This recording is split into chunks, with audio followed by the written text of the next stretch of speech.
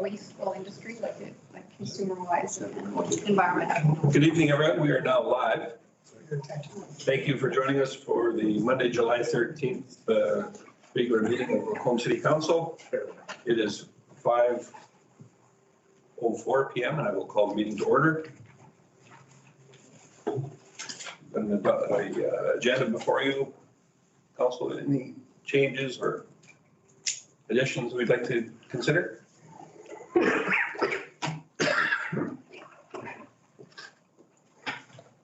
If not, I appreciate a motion. Councillor Gullickson. Thank you, Mayor Creasy. I'll move that we accept the agenda as presented.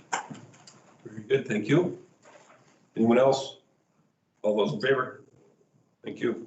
So we've got a couple of presentations scheduled for this evening.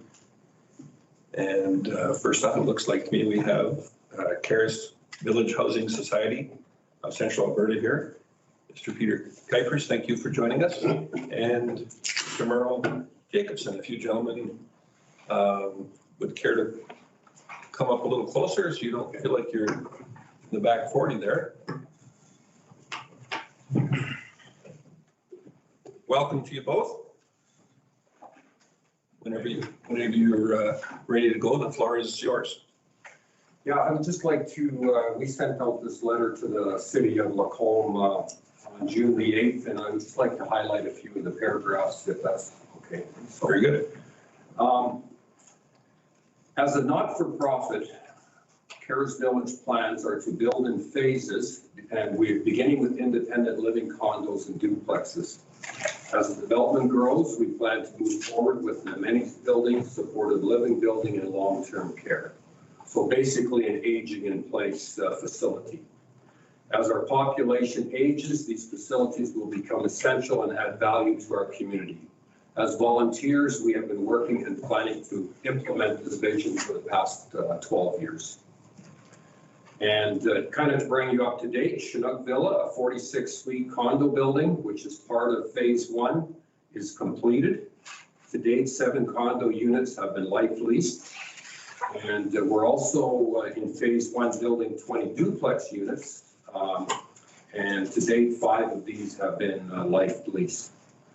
When COVID-19 became a concern in late February, we suspended direct marketing to ensure the safety of prospective residents and also construction work at the site. In the last couple of weeks, we have restarted our direct marketing by moving our sales center from downtown Lacombe into Suite 104 in Chinook Villa. Our sales staff is presently arranging individual tours for prospective residents to view the 4 different show suites. We have a different show suite on each of the 4 floors. We feel that in the months ahead, this will greatly enhance our sales. We believe that as Caris Village grows, it will provide great value to the city of Lacombe and surrounding region.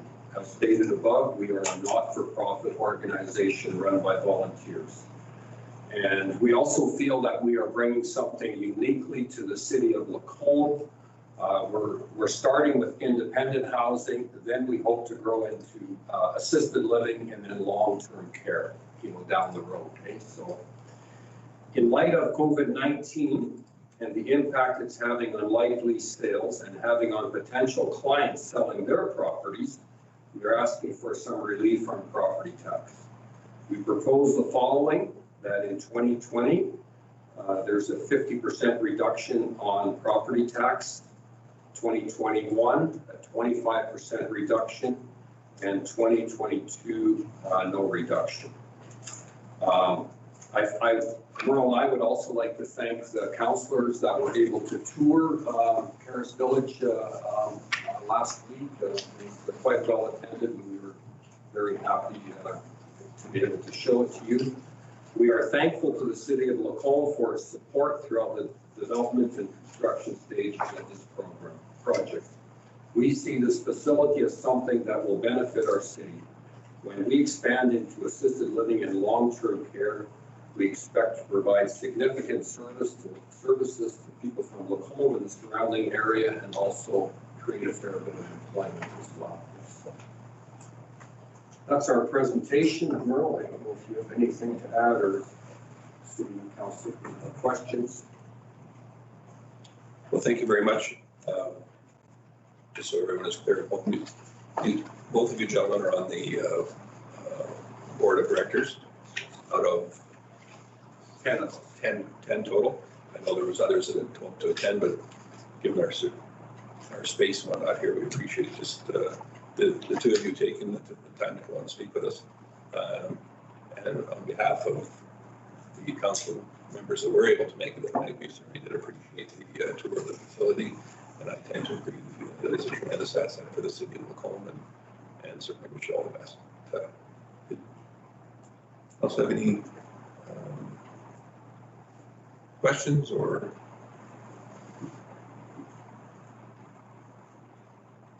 Councilor Hoekstra. Thanks, Mark Chrissy. Well, first of all, I just wanted to thank you too for the very detailed tour. I got a personalized one, so well, kind of personalized.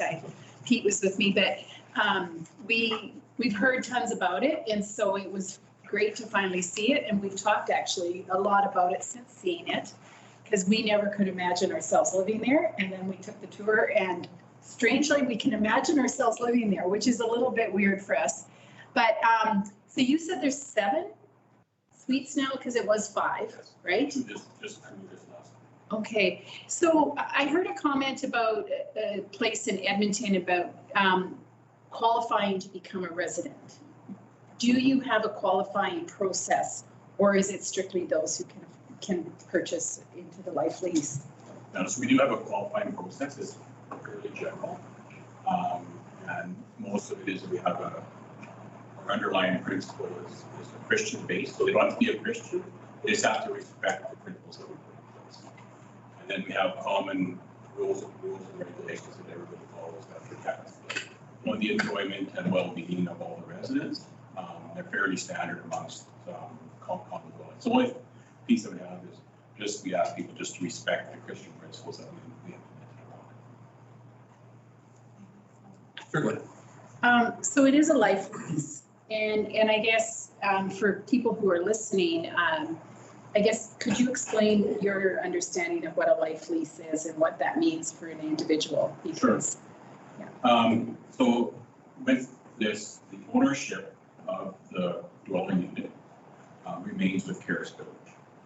And in a life lease, we have determined basically what our cost is to develop that unit. And we charge the rental, in lack of a better word, for the full price, which becomes the life lease. And that gives the person the enjoyment to dwell in that unit, have access to all care facilities for as long as they or their partner live or choose to live there.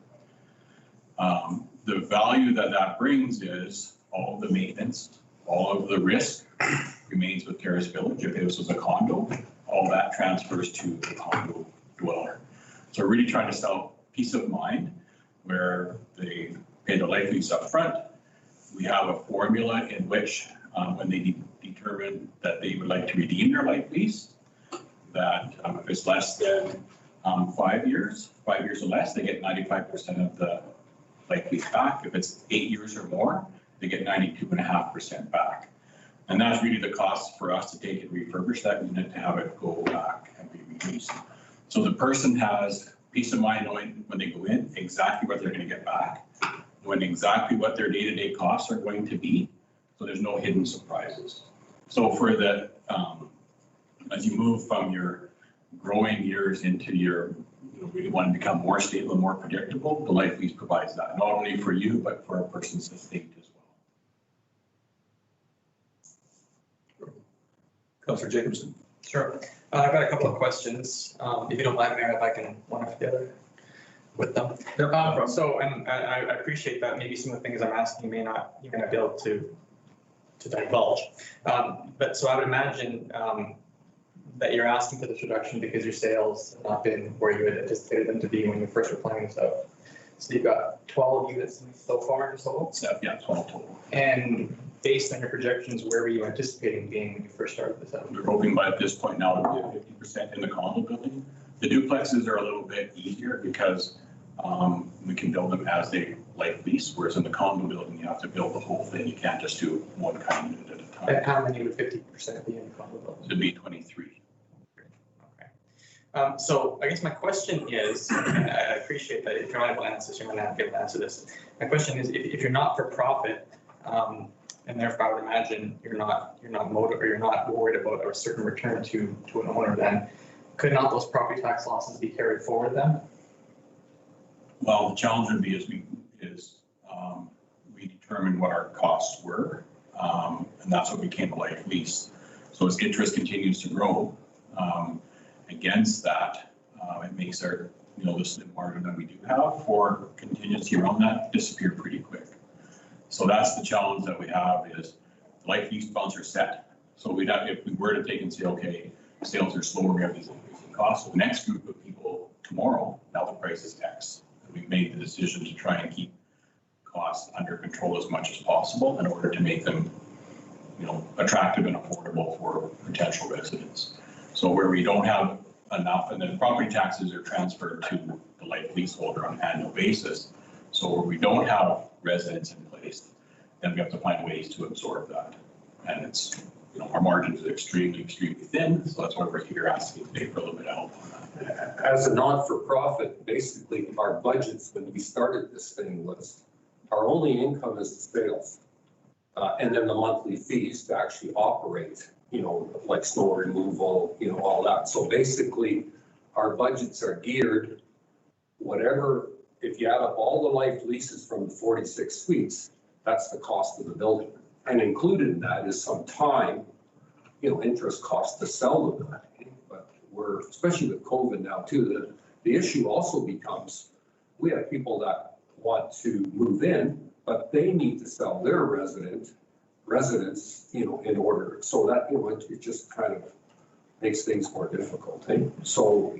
And then my final question would be, so obviously, essentially, you're approaching the city as a stakeholder in the project to assist with the financing, what boils down to. Have you approached then your other lenders as well too, who are charging interest to you with the same request? We have, it's all private financing at this point. And so all of the people that have financed privately are basically supporters of the vision as well. Some are donating the interest back. Some are prepared to use the interest that was charged to actually provide financing to some of the potential life lease holders that might not have enough of their own funds to purchase the life lease. So everyone that's involved is one way or another giving back into the project in order to see it be successful. That's all my questions, Mayor. Thank you. Councilor Ross? Thank you, Mayor Creasy. When did you start marketing? Obviously, you knew that approximate was going to be May, June for your opening. How much earlier did you start marketing Caris Village for the sales? So we had started June of prior year. We'd started a little bit of dirt work, and that's then when we began the marketing. We had done some passive marketing prior to that. So we had a name of a list of names that we let show interest. But at that point, it was still a bare piece of dirt and some plans. And then once we actually started construction, then we began more active marketing around that, holding public meetings, one-on-one sessions with people, and those kind of things. Then once we moved in there, that's when our real good marketing, because you actually give tours of a finished product.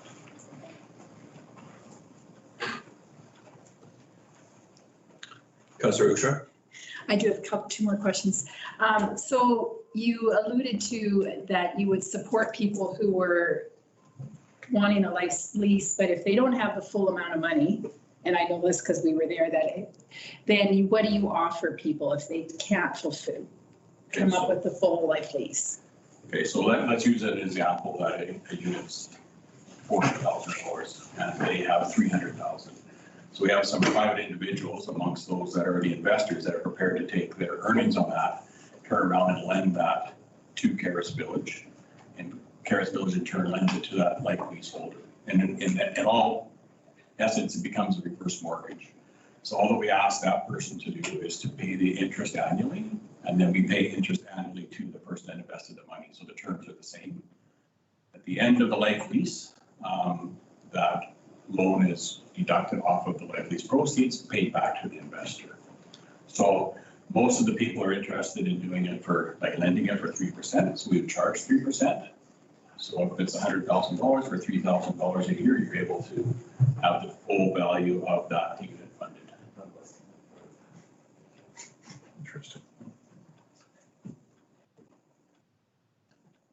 Can I ask one more? Certainly, Councillor Hoopstra.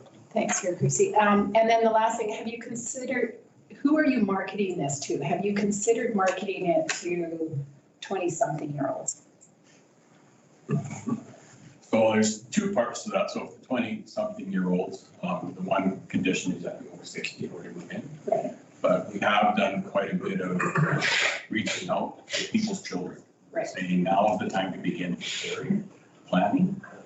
If your parents are looking at that and you're looking for a way that's, gives that peace of mind for that long term, this is the way to do that. So we're not only just targeting people 60 over, we're also targeting those that are under. So one of the advertising campaigns that we did through Shine FM right now is actually targeting at people that are under 60, thinking about their parents. We also put in a program where it's called a non-life lease holder, where, let's say a person's 50, we just actually had a sale like that this week. The person was in his early 50s, and they probably want to move in 20 years. So they picked out a suite, and they have a tenant in there. And that tenant, of course, has to be 60 and over, and, has to, basically qualify, with all the same qualifications as somebody actually like leasing it in. So we put in all these different things because we're trying to build a community. We're trying to build a community in the independent housing, which will then be the people that will go into the assisted living and long-term care. So, our vision right from the very beginning was, like, let's say you have a couple living in Chinook Villa, and one of them, develops Alzheimer's and needs to move into long-term care. The other person can stay in their unit and yet be on the same facility. That's sort of our big vision, which is going to take many years to implement.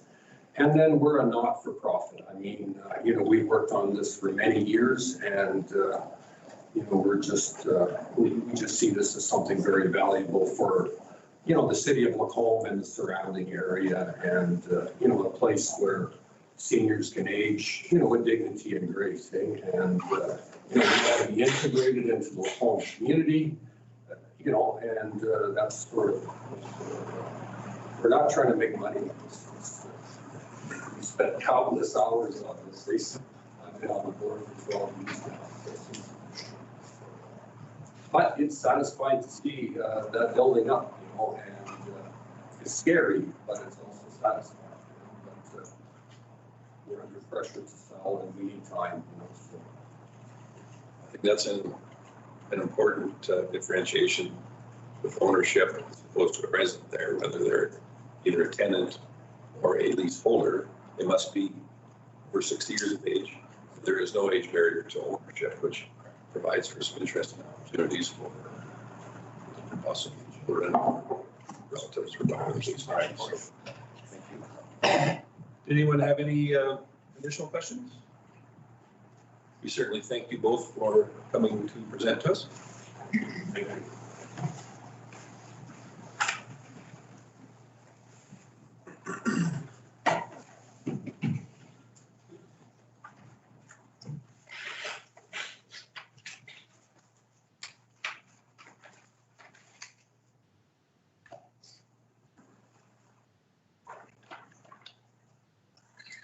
And I believe that our legislative coordinator has got the next party here.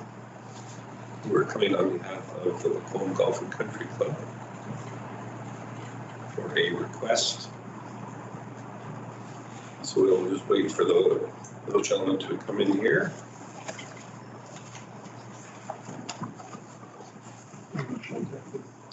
Yes, I believe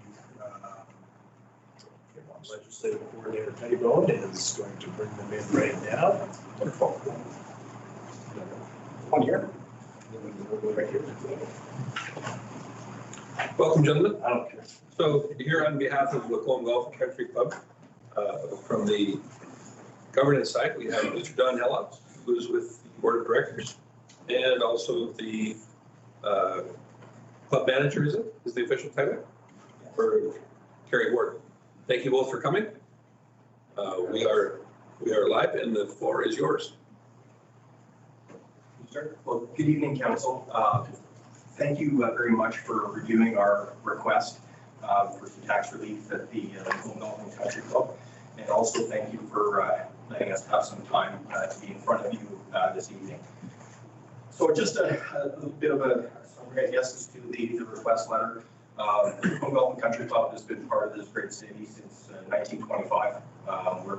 We're nearing in on celebrating our centennial anniversary, which we're hopefully going to have some plans for in 2025.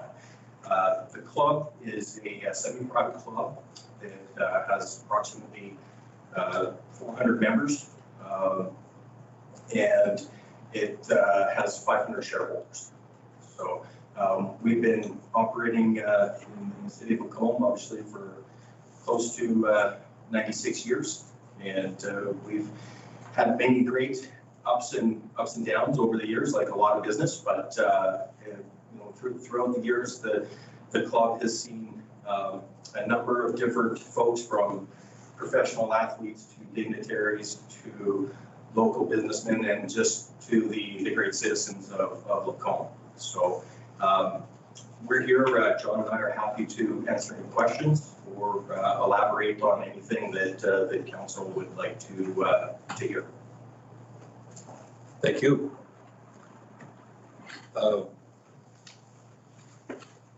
When the public does not have the letter, what other was forwarded, perhaps you could just outline for us why it is that you chose now to be seeking this tax relief. The industry is extremely competitive, like a lot of business. I mean, it's not the first time we've heard that, but with the sizing of families being smaller, the number of properties that we're in direct competition with, the sporting options that are currently available has put a bit of a stress on the business. And then obviously with the COVID-19 that we're dealing with, it seemed like it was the right time. The business has lost for the last 4 years in a row, and it's becoming very tricky for us to cater to Lacombe and the tourists that come in to play at the golf club. So we thought from a board level and a management level, in reviewing our business model and things that what we need to do to be successful and to be able to keep our doors open moving forward, that this was the right time. And so for the previous 4 years, you have lost money? That's correct. And so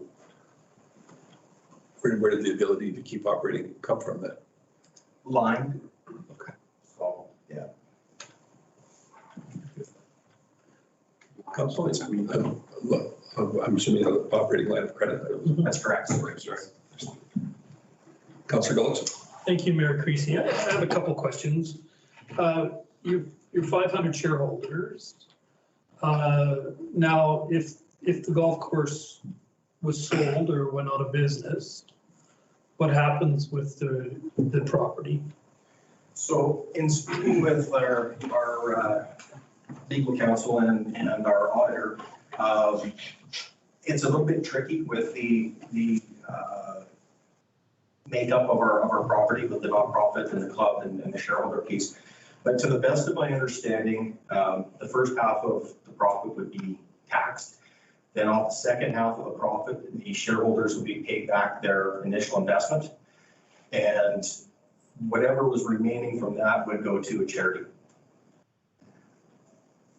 Who, that the club picks? The club, that I would assume Counselor, that it would be the board of directors that would either put something to the shareholders, have a special meeting, or make that decision. And I don't want to speak matter of factly to that. That was some information that I did receive, and there was, they were a little uncertain themselves. There needed to be a little bit more research into that, but that was the information that I received so far. Councillor Ross? Thank you, Mayor Creasy. With all due respect, is the tax really even going to make your business viable?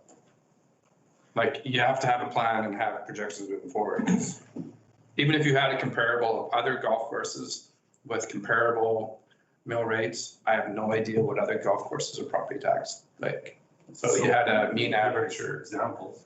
no, like you're asking for a decision, and it's kind of nice to have more information as to what other golf courses are, what their mill rates, what are other golf courses paid for tax, right? Because if this is out of line, then that's information. If we look at that right now, if we, the closest one to us would be the nursery, right? And they're taxed through the county. With some information, I'm looking at that, they're around $19,000, just over $19,000. Their assessment is around 2.3 million of the facility, right?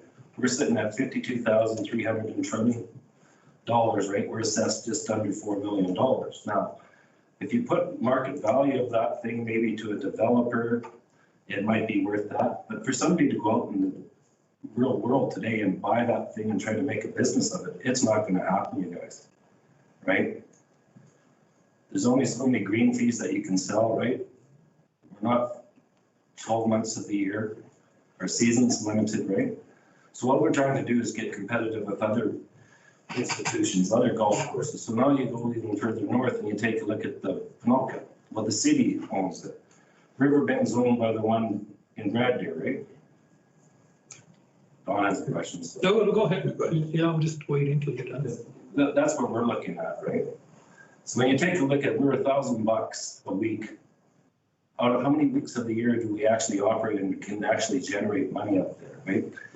The course gives a little deal with the Cowpaddy Theater through the winter, right? So she can do her arts thing up there and people go there. We could get a little bit of money from the food and beverage that's sold, right? There's not a whole lot of money to be made there. It helps pay the sewer and water bills, right? Pays the power for the winter and stuff, other than closing the place down and having to worry about it freezing up, right? We're a nonprofit organization, so we're just reaching out to people to see if you can see for 95 years, it's a lot of taxes that they're paying. And I'm not quite sure how many other businesses have been in the Gulf for that long that are still alive. And this could go on for another 100 years. It's a very important factor of Lacombe for tourism. We need your help, plain and simple. Councillor Gullikson? Thank you, Mayor Creasy. Comparing to the nursery, I mean, their business model is the golf course. And that's basically it. Like you have other things that they aren't supplying. You have a restaurant, food and beverage that is literally in direct competition with restaurants in our community. So that's what the one area I have no problem looking at the golf side of it. I have issues where you're doing catering, doing events up there, rent that hall out for Christmas parties or whatever. That's in direct competition with other facilities and other caterers. So there's more to it than just the golf course. The nursery is basically the golf course in their case. Like when you look at the value as far as their facilities go, it's not really comparable. And as far as Ponoka go, I understand that Ponoka has an agreement with the town of Ponoka regarding their taxes. And they're taxed on the building and the parking lot area and that facility, but not on the actual land for the golf course. They're broken apart, two separate things, which they are taxed, you know, it's not owned by the town of Ponoka that I understand. That's the understanding I have of it. They pay about half of what they originally were assessed. So I think to compare to the nursery is not a good example because you have a much larger a food and beverage facility that is used for other things besides just serving the golf course. How does the RV, the campsite play into that? Well, I don't know for the nursery. I have no idea. I'm just looking at, to me, the RV would almost be a separate entity than the golf course. But as far as I know, I'm looking at what their golf facility is, and they just basically have, you can get a hot dog and a beer, and that's it. In comparison to your facility, it's no comparison. Yeah, this year we chose to open the restaurant. We were running the snack bar going through, and then it was the board decision to open it up just because I think it was good for the economy to get things going again, right? The place isn't making any money off of the food and beverage up there at all. There's no tournaments to be held, right? Well, I understand But we COVID. did for the fact that we couldn't bear a little help from the government on subsidy for labor and stuff, but it was good to get people back to where under the COVID. That's the choice that we made with that. But Yeah, and- dollars and cents, it would have been better to close it. I mean, food and beverage golf courses are not always the best anyway, as far as making money, and Terry would be able to speak to that, I'm sure. Yes. But as far as being in direct competition with our restaurants and different things and caterers in town, the golf course has been, especially in the past, in competition for those, you know, Christmas parties and putting on different things like that, parties, anniversaries, things like that. So it has been more than just the golf course. So it's hard for me to look at that part of it and see a tax subsidy for that portion of that business especially. So, as I'm sure you're aware, with commercial entities are taxed basically two different ways. One is based on value and one is based on income. So you had suggested that there was a value attached to the overall property in around that $4 million range, and that's the methodology that I'm assuming is utilized or outlined on your tax bill. Does that make sense? Yes. Okay. So for me, I think the biggest difference in this type of an organization is the tremendous amount of, not necessarily bare land, but non-building developed land. And the efforts that go from the city to support those, which are substantially less than they are for the clubhouse and the building portion of it. That's why I like to see some of the numbers that I went through with the CAO on those types of things. So in my opinion, that's the biggest difference.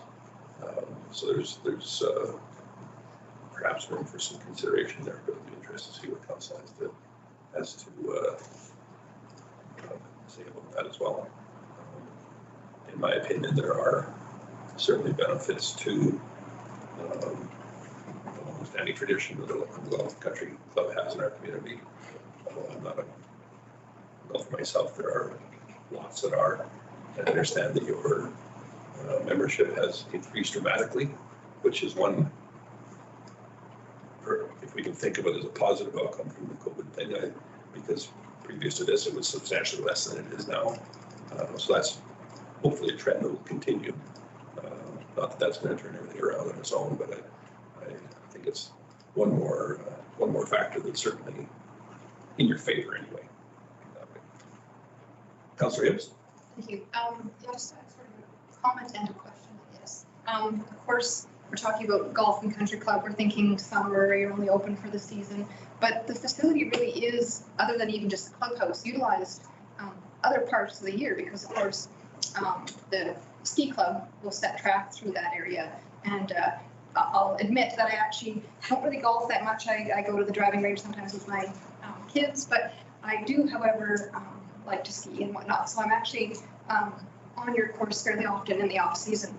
And so I think that's worth mentioning, and we haven't yet, that, you know, it does provide a service beyond, you know, the golf course, because of course it's a very beautiful piece of property that's like very enjoyable to ski around in the off season. So I think that it's worth just remembering that there are other benefits to that area as well, just something to think about. But I do have the question of, you know, thank you for allowing that to happen, but I wonder if there is any financial responsibility, like consequences to that? Like, do you have to do repairs because of things like activities that happen like that, over the off season?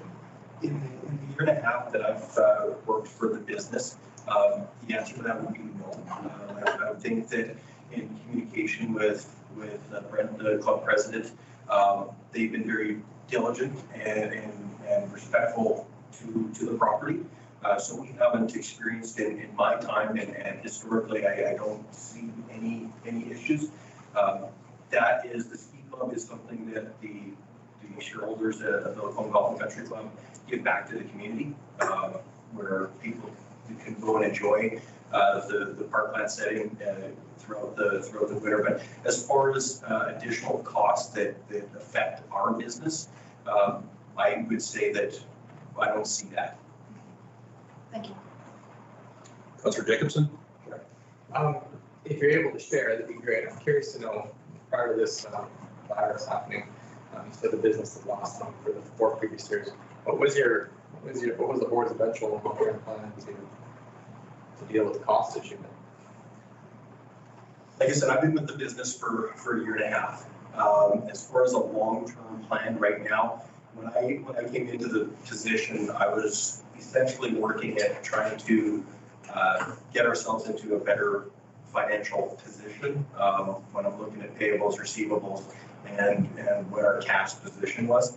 So really, to answer your question straight up, we have a 30-year long-range plan that was created 15 years ago, and that plan it hasn't been followed because the financial outlook hasn't allowed that to happen. So to answer your question straight, right now we are, as a business, working on initiatives daily, weekly, monthly, to stay afloat essentially. So to follow up a little bit on Councillor Gullickson's trajectory, if you were to remove services such as the restaurant and the catering and all that, would those, and you were to streamline yourself just more towards just straight golf, I understand that you would not have then perhaps the tourist draw for a certain subset who would come here, but would that, anecdotally, would that bring your costs into line to make you a viable business? Because I'll tell you that the problem I ultimately have, it's one thing to come in and ask for support during COVID times per se, of a difficult time, regardless of the philosophy of giving tax relief to a business that if you're losing money for 4 years, ultimately, your supply is not being met. So I'm just curious, is there a way to make the business viable? Starting with getting some tax relief and making different business decisions as far as the amount of staff and the services that we are providing, and those are things that the company has already started to do, and which is too bad, coming back on some labor costs, because we do employ 48 people throughout, 48 to 50 people throughout the year, a lot of which are students through the summer. But yeah, I mean, when we're looking at our hard costs right now, we have an asset that needs work, needs repair, and that's over time. That's what's really, from what I can see in the business analytics that I look at, is that it hadn't been maintained, whether it be from financial that's before me, but now when I'm working with the board of directors and we look at the facility and the golf course, and the golf course is, as you've heard me repeatedly speak to this evening, is 95 years old. It needs some TLC, and so does the facility, as we can all respect over time. So until we can get ourselves profitable, or when we get ourselves profitable, then the facility and the property itself is going to need those capital improvements. And I foresee the costs there are our line items have been reduced substantially to help put ourselves into a position to achieve financial success.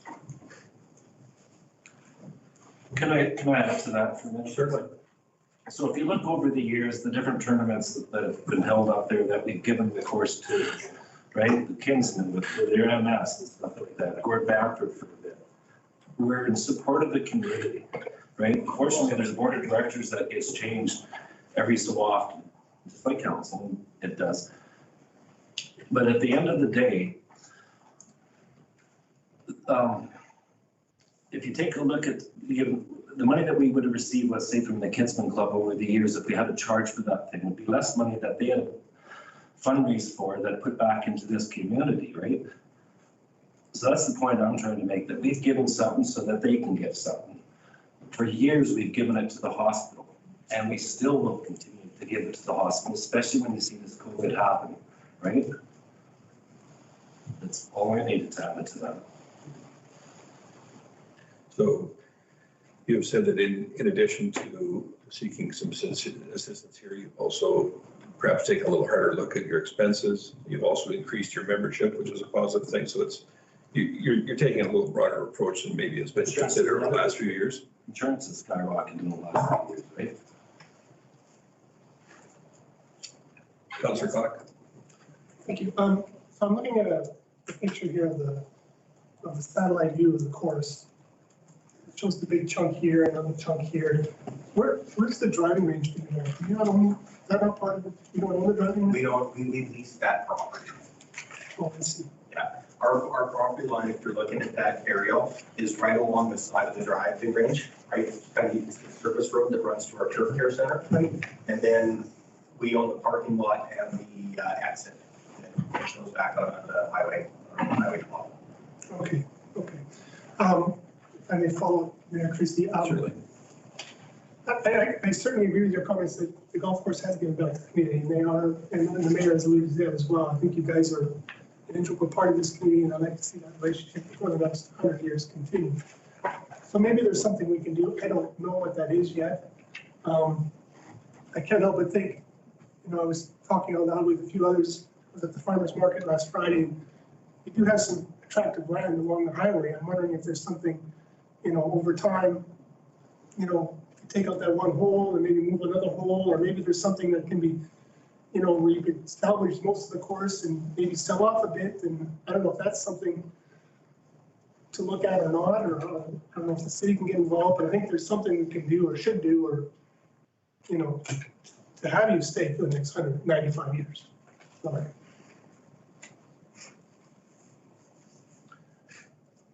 Councillor Ross. Thank you, Mayor Creasy. I guess moving forward, prior to making decisions, is to have a little more information as to what other courses are taxed. Like, so it's, mill rate, value plan, so forth, as Mayor Creasy's alluded to. And I guess possibly I would like to see more meetings with yourselves and CEO Gowdy as to financials that, all due respect, I want to be part of a setup to succeed long-term, not to be back next year, okay, we need capital instead of just tax relief, right? Down Hale, okay. Anyway, so I just, that would be my thought, is to have more of the, yourselves as management to, put out some business plans, see some financial statements, because I think that should be just discussed more in private. That's than making a decision tonight. That's just my opinion. Thank you, Mayor Creasy. I'd just like to say that I think the Lacombe Golf and Country Club has been a tremendous asset to the community. I didn't want to give that wrong impression to John. It's a great facility, and nobody wants to see anything happen to it. It's wonderful to have. And as far as drawing people to our community, I think it's done that ever since it was developed back in 1925. So I think it's a great asset, and nobody wants to see it go down. I mean, it's hard though when it's in direct competition with other businesses. And that's the only issue I have. But as far as supporting the golf course, I'd love to see us be able to do that in some way or the other. Because it is something that I think is valuable and needs to be kept in our community. So I know that both of you are relatively new to your respective positions that you have at the Golf and Country Club. And I got to tell you, I admire you both for taking the bull by the horns and addressing some of these issues because, as you said, this is not a COVID specific thing. This isn't a new thing. This has been going on for quite some time. So congratulations to you both for recognizing there is a significant concern and wanting to do something about it. So that's all that I have to add. Was there any other questions or comments before we? Councillor Jacobson? I just had a question. Were you looking for tax relief for this year or a permanent adjustment? Permanent adjustment. Okay, just want that clarification. I would state too, another thing, as I talked with Mayor Creasy before, the land to the west of us, there's houses that are going up for sale, right? The city sold some land there, commercial property and stuff. We as the golf course don't have the money to buy the driving range. We lease the thing for $11,500 a year plus the GST, right? There's 9 acres there. For us to go buy that, it's impossible, right? For the amount of money that's going to be there, it's way better for us to lease it. Now you take a look at their building or clubhouse. We might have 5 to 10 years left in that building without putting a whole lot of money into it, right? We're not really in the food and beverage industry to begin with. We're a golf course, right? The board in the past has built these things up because life was good, right?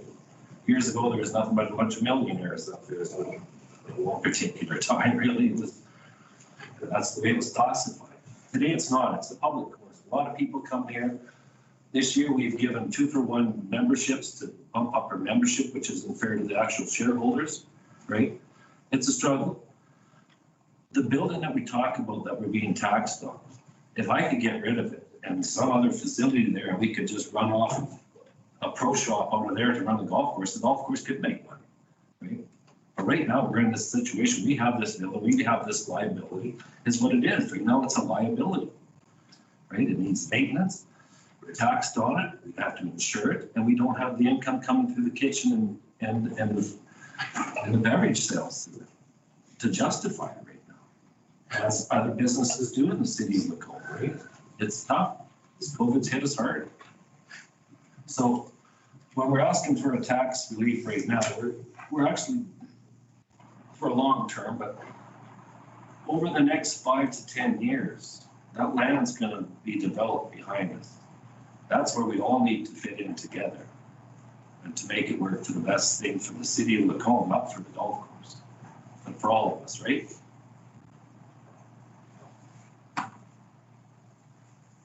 Very good. Chief Cowdy.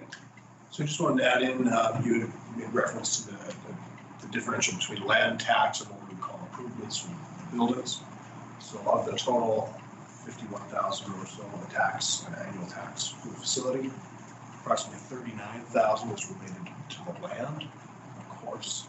So the improvement tax value is about 12,600. So about an 80-20 split, with the land being about 80%. And just so there's no misunderstanding, is this the municipal tax portion only, or is that the aggregate total between That is school improvement and other? That is the aggregate total. Of that 51,000, approximately 15,000 would be education related requisition, education, affordable housing, and library, and the 3 other requisitions. Very good. Great. Well, thank you both for taking the time to come out and have a chat with us. We appreciate it. Thanks for your time. Thank you. Thank you very much.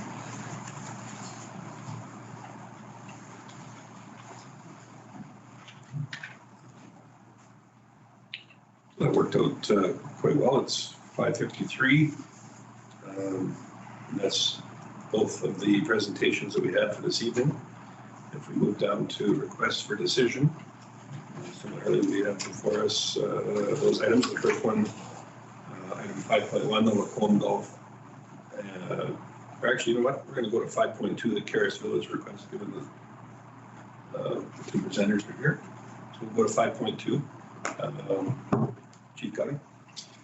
So you've heard the request from the Caris Village Board of Directors.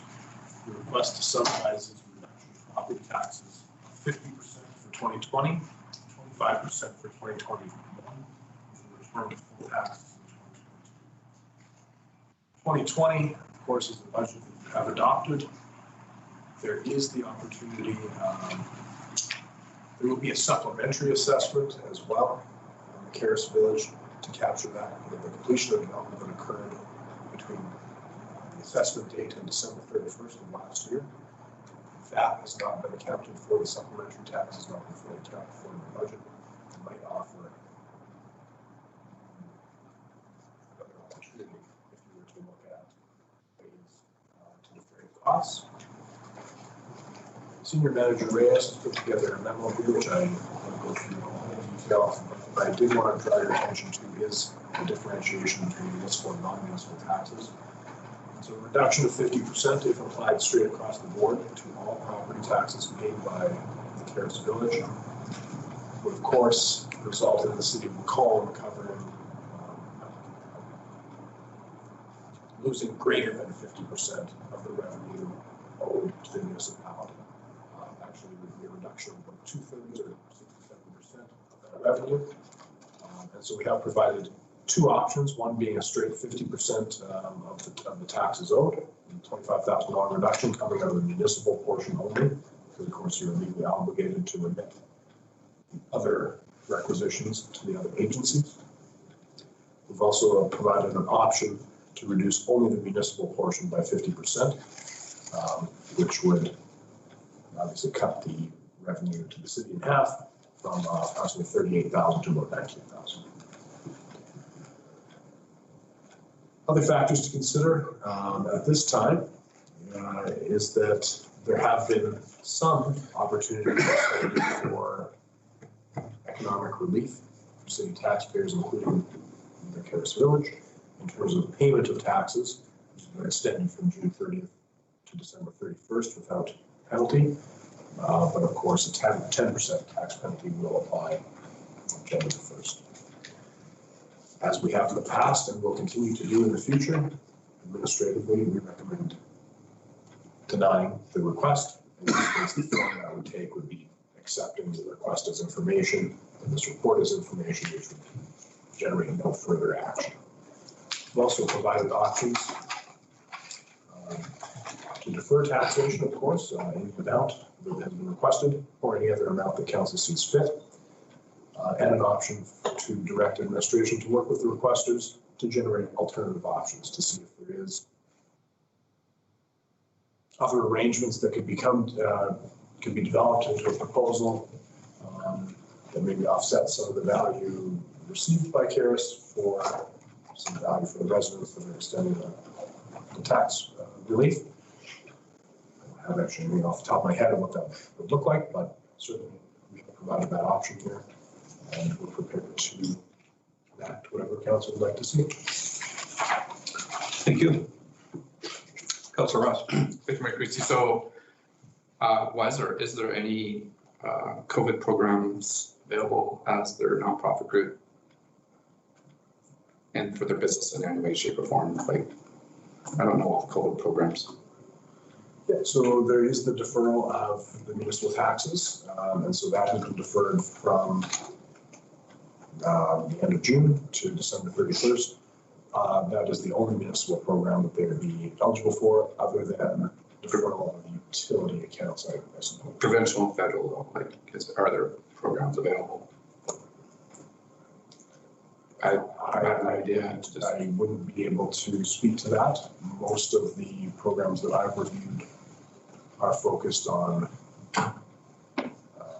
employment workers. And I'm not sure that there's been a great impact to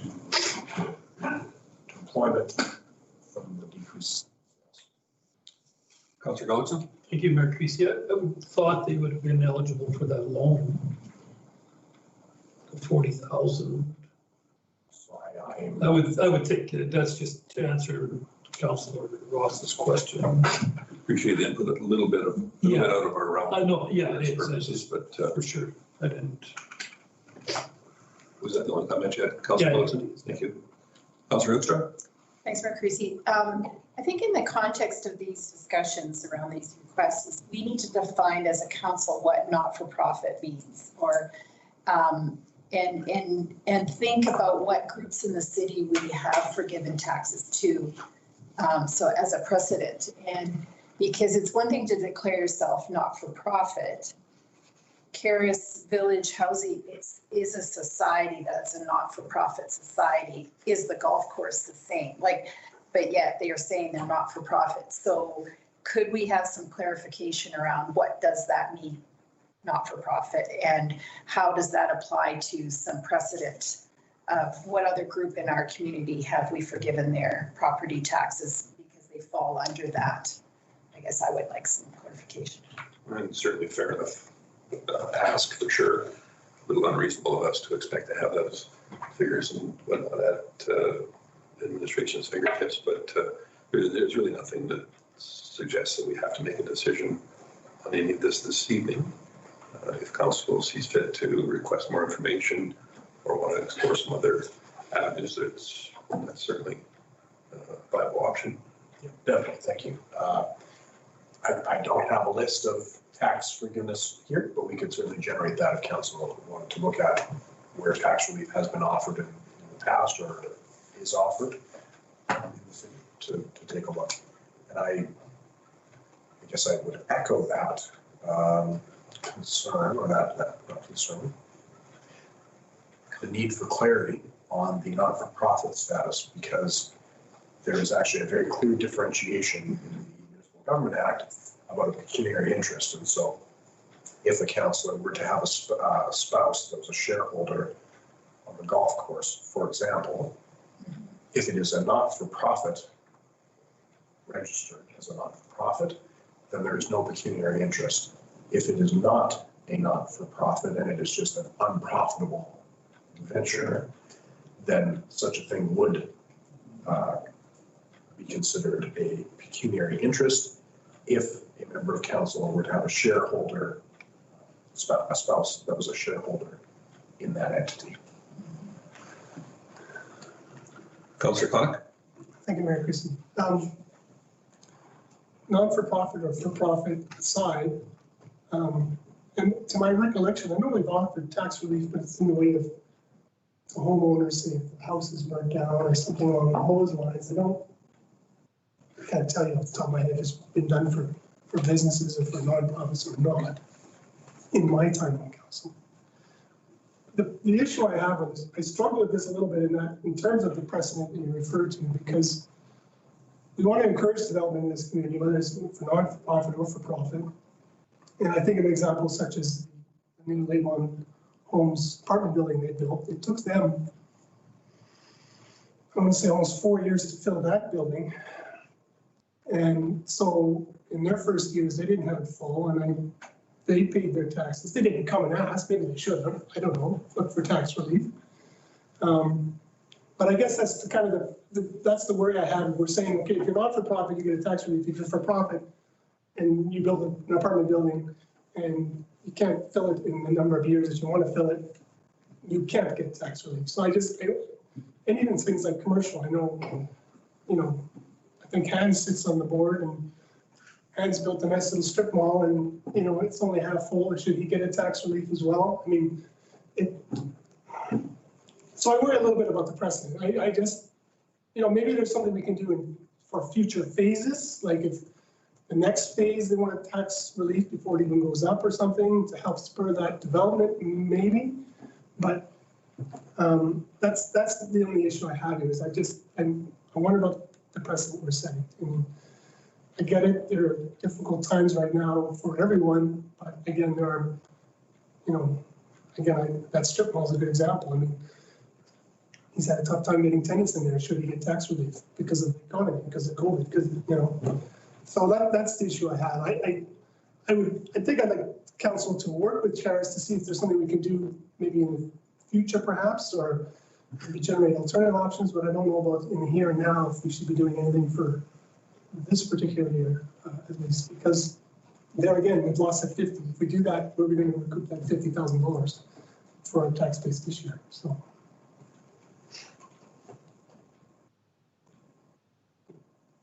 Finish, Councillor? Yes, sorry. Okay, no worries. Councillor Hoekstra. Thanks, Mayor Creasy. I guess I would strongly argue that not-for-profit organizations are very different than a privately owned strip mall. I think those are two very different things. A good example of a not-for-profit is Big Brothers Big Sisters. They own their own building. I would question whether they pay taxes on that because as a not-for-profit society, but that to me is the kind of organization when there's no profit for a particular individual, they're the kind of organization that we would support some tax relief for, in the same way that churches fall under that, churches don't pay taxes, that sort of thing. But I'm not 100% sure on my information, and that's why I wanted clarity around what is considered a not-for-profit society. And I know that it does say somewhere in the MGB. But I still agree with you, Councillor Connick, that we want to support business in our community. But it's two different things in my mind.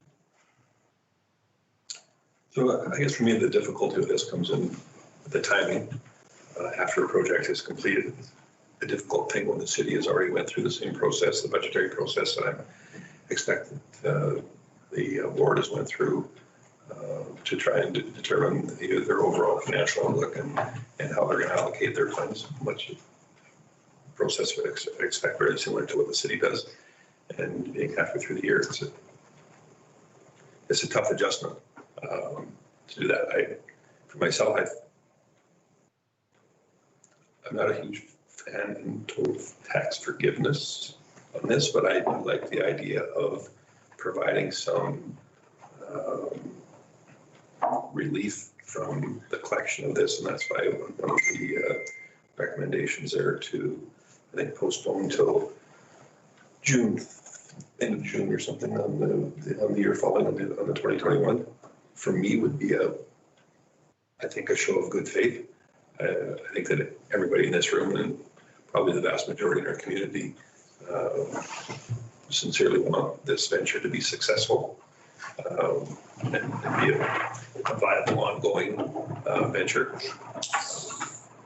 However, there are costs that just continue to go on, and we have those costs as well.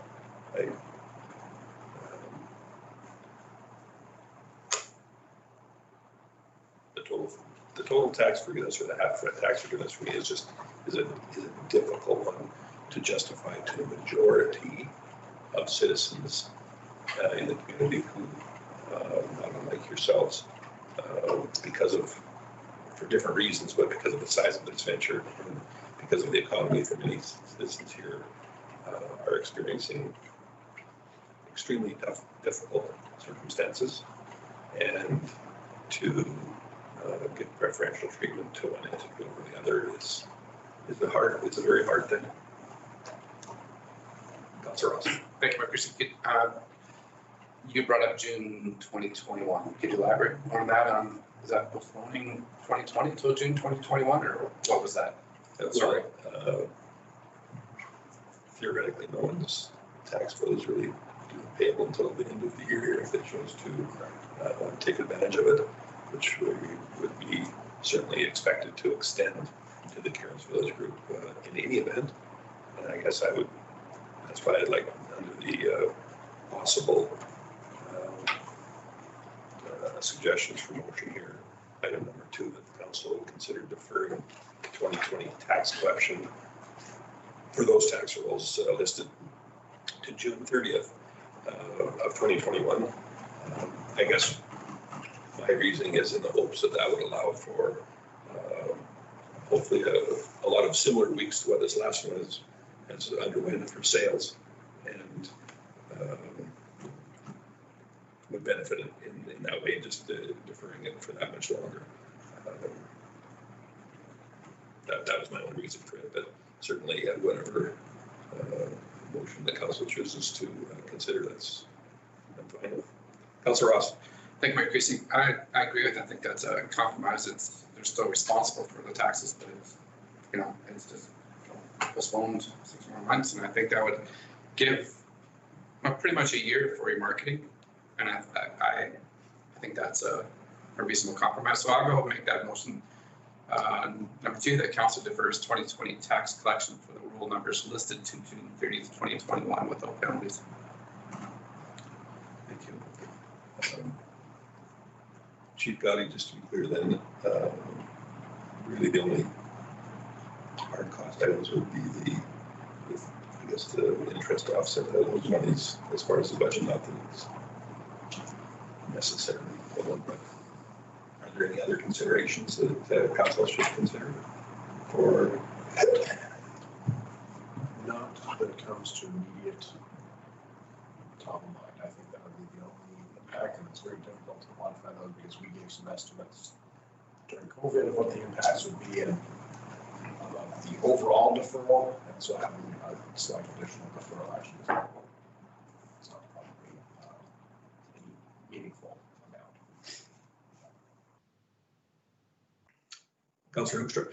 Thanks, Mayor Creasy. I don't have a problem with that motion, but I guess I don't want to lose sight with receiving some information and some clarity around what our obligations or what our precedent has been with not-for-profit societies and what do we recognize a not-for-profit society as being. I still don't want to lose sight of that information. Which is certainly fair, and can certainly consider a motion to that effect. I think that is an important thing to be discussed by council and have in the public domain too. So I don't see those two being related. Okay. Councillor Hibbs. Mayor Creasy. Yeah, I would speak actually in favor of that motion as well. It was something that I was certainly looking at because I think it does strike that compromise, that balance. I just wanted to make a comment though that I think it's really important to recognize like the importance of a development like this in our community. I think it's outstanding for our community, but it also isn't only just for our community, of course, because they have a lot of people, say in the county, that will be, moving off the land, moving into town. So these aren't just for residents.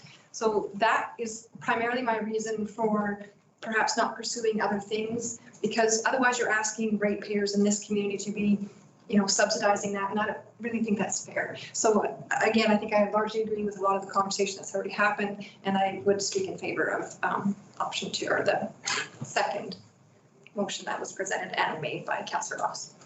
Thank you. Councillor Gullickson. Thank you, Mayor Creasy. I agree with that 100%. When you compare this to nonprofits, the people that are paying these taxes are the residents, the leaseholders, right, through their HOAs. So it doesn't really match for me as a nonprofit in comparison, because if I move in there, I'm paying that tax on that bill, on that facility, my suite plus the rest of the building through my HOA cost. So it's I don't think it's a true non-for-profit that you want to look at, like Big Brothers Big Sisters. Apologies for that.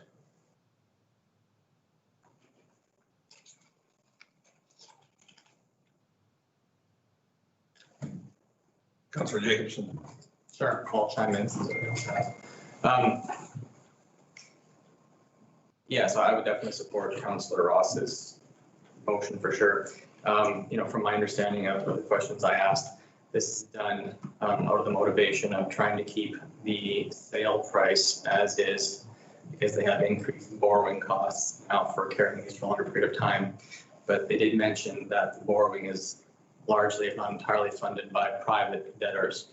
So without a clear understanding of what the debt arrangements are for those creditors, I would not be at all comfortable in passing that balance sheet item over to the taxpayers of Lacombe. They did mention that they're refinancing some at around 3%, but again, and it's not my business to know what those are. But essentially, for that liability to be transferred, I would have to have much more clear knowledge of what that was to, as Councillor Gullickson said, and councillors to really understand what the nature of the not-for-profit is. But I'm happy to strike a balance, and so I'll support the motion for sure.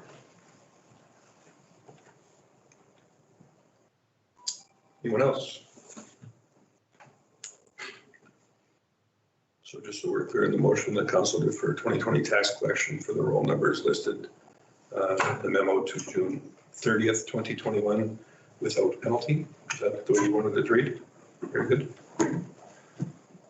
So if there's nothing further with respect to the motion, all those in favor?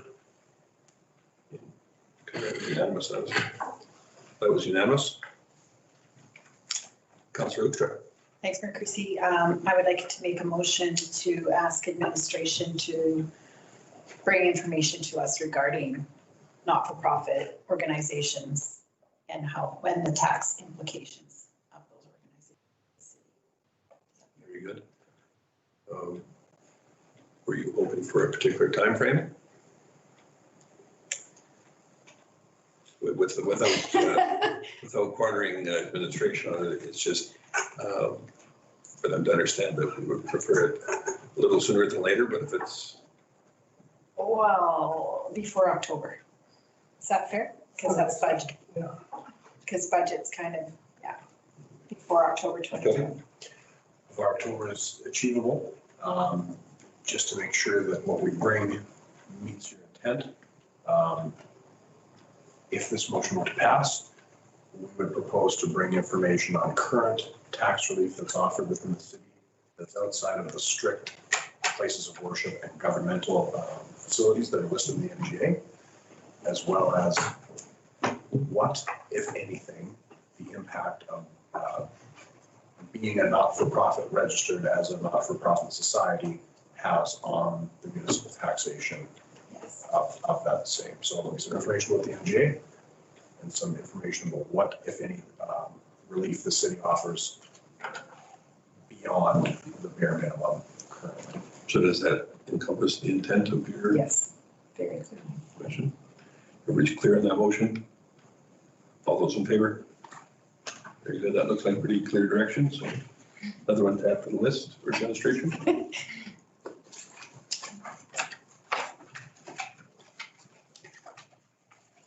Thank you, gentlemen. Thank you. The next item, we will revert back to item 5.1 at this time. The Lacombe Golf and Country Club request. You got me? If I could, Ross, if you're listening, if you're able to just see if those gentlemen are still in the. Still here. I'll check that for you. Can you hear me? Yeah, coming in right now, thank you, never mind. Yeah. Okay, great. So I will, just for Mr. Ward and Mr. Heloff's benefit, I will go through the 50%, 25% thing again, so bear with me, please, Council. So the issue there being that when the municipality looks at the cancellation of taxation, typically the request is for a reduction of the property taxes paid by the entity, so the Golf Country Club in this instance, but a portion of the property taxes that are paid, about 25% or so, are actually non-municipal taxes, so that those are requisitions that are just flow-throughs that are collected by the municipality and then paid to our housing or Alberta education, that sort of thing. So there's education requisitions, there's a library requisition, and then there is a small affordable housing requisition. And so regardless of council's decision to collect taxes or not, the province is owed that money by the municipality.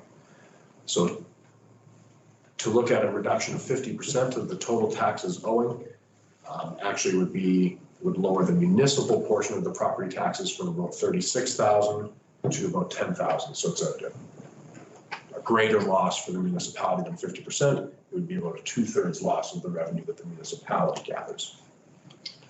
So we've presented two options here. The first being having, and sorry, we've just chosen having as to give you the idea. Any number, of course, is available to you. One option would be to look at the overall property taxes owed by the Golf and Country Club and reduce them by a certain percentage. And one would be to look at only those portions of the property tax that are owed to the municipality and adjust those as per council's direction. So either option is available to council. As I spoke during the presentation, the current taxes from the Golf and Country Club total about $52,000. That's the total property taxes, including those requisitions. Without them, it's about 36. Of that 52,000, 39 is related to the land tax value, so that the courts, if you will, and then 12,500 is related to the improvements or the buildings on the facility or on the site. We are keeping with all of our recommendations on taxes. We recommend no reduction and a full amount of tax. If, however, there is a desire to look at other options, again, we would be happy to sit down with the requesters and look at whether there is other alternative options that can be proposed or carry out any direction that council sees fit. Thanks, Chief Gowdy. So not knowing what direction that the council will take in this, I want to disclose that while I am not a member of the Golf and Country Club, my wife does hold a membership there. I don't think that has a huge bearing on proceedings here, but I think it's worth noting publicly anyway. Councillor Gluckson, did you have your hand up as well? Yes, I have a hard time voting on this or making a decision without that information. Whether this is truly a nonprofit organization or not. I don't know if that's clear with the shareholders and so on.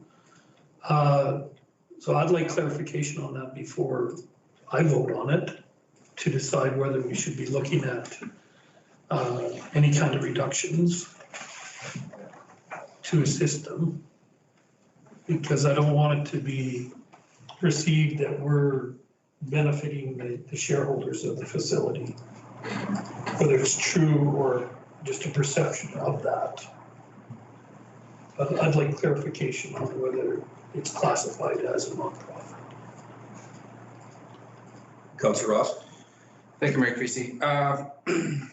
Long term, I think this is a rebuild relationship because this is not just current because of COVID.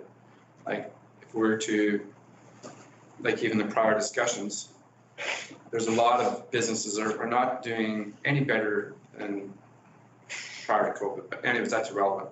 But there is a history prior to COVID that I think there needs to be a lot more discussion to make this viable so we stop the bleeding, so there's a financial plan. And I don't feel right to make a decision without all the information that I think there should be more discussions with CEO Gowdy and yourselves as management, because I think we have to be accountable to the taxpayers. It's a wonderful facility that, and I, with all due respect, somewhat disagree with Councillor Gullickson that it's a great facility that you go there and you can have Christmas parties and a great caterers. You got to be viable to have a cook, to have something year round. So you've done that. So, and yet the buildings, that sounds like it's not viable. So I don't feel in the position to make a decision tonight without maybe more information and more discussion with the administration to come back at a later date. Because I know that it's the community that's contributed to the community, and your functions that you've donated your facility, it gets put back to the community, but it's got to be set up to succeed. And I think that's more of a partnership rebuild. So I don't feel in the position to make a decision. I think this should be deferred. Councillor Hibbs? I didn't actually want to talk, but I do actually, now that you give me the opportunity, but I did say that I want to. Yeah, I guess I would echo what I'm hearing as well. It's a situation where this feels different, and without the adequate information, I think that we would probably be making a decision, an uneducated decision. So I would like to move, I guess, that we defer this if that's required versus just receiving it as information. But I do think that this requires an extra step as far as getting more information, because I think this does have the potential of affecting the community, in a negative way if we just sort of make this decision. Like generally speaking, I would not be in favor of something like this. But given that this could potentially be a unique situation, I think that we should take the time and slow the decision-making process down. Don't need to make a decision tonight. And so therefore I would move that we would defer this decision to a later date. So at that same time, are we interested in having our administration work with them to come up with, to try and generate some alternative options as well? Yes. Councillor Jacobson. Yeah, so just to elaborate further on the points made, which I agree as well. I mean, so what we're talking about here now is a facility that's, by their own statements, is want to transition it from one that's paying commercial rates at what's being paid the rest of the city into one that is essentially subsidized by the taxpayer at a lower rate because that's what they need to function. So, I mean, again, at the risk of delving into operational matters, I would genuinely like their administrative team to at least present ours with what their plan is to make that operation sustainable. Because if we're going to be, again, going down that path of the taxpayer subsidizing this, I think we all agree it's an institution that's worthwhile having in the city. Obviously, you just don't build these things overnight. If it goes away, it's a long time before they come back. As the city grows, it's good to have this type of thing. We all agree on that. That's not, I don't think, the question. For me, the question is, if they have acknowledged that they have lost money for 4 years, they've acknowledged there was many prior issues that they're trying to get on top of. Apparently, it sounds like tremendous capital issues that are coming up over the next, 5 to 15 years. If we are going to do this and have this discussion, and what is that? I just want to know, that an institution of taxpayers supporting with taxpayer dollars, has presented a plan to our administration that is one that we can at least review at a high level, and at the very least our administration can say, this looks feasible or not, kind of thing. I'm not in favor of just willy-nilly doing this and then hoping that it's going to turn out. So very specifically, I would like, as Councillor Ross has requested, the plan, the golf course's plan, how they're going to, and if that means they have to look at themselves in the face and say, or in the mirror and say, we have to cut our service levels back because this market doesn't support that. Well, welcome to everybody's boat, right? So I would like that information presented to administration and that packaged up for us, so that we can vote on that in the future. I think lots of very viable points have been brought up here, and I had the benefit of speaking with some of the mayors from other communities with similar entities there, and that have went through this very same process. And I think that the problem here is unfortunately not unique. This happens in very many other communities, but I think there is value in going through the process and making sure that we're all comfortable in pursuing some kind of arrangement to do what part, and I say part because it is only one facet of the overall financial picture of that organization, that we can extend to do what we can to make it be viable for the next 95 years. So I have no problem with that. If it takes a little bit longer, that's life. Been several years now, but I think it's important for you as representatives of the board to understand that council does realize the importance of the facility and the longstanding tradition it has in our community, and our willingness to pursue some sort of arrangement. As to what that may turn into, I don't know, but we certainly have a willingness to pursue it and see the value in having the facility continue. Chief Cuddy? So just for Councillor Gullickson's, we're absolutely happy to bring back information, so no problem there.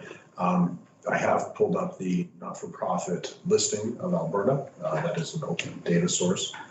The Golf Country Club is a recreation public company, so it is not considered a civil society. It is considered a not-for-profit officially, and so that may have some bearing on your discussion when you do review this again.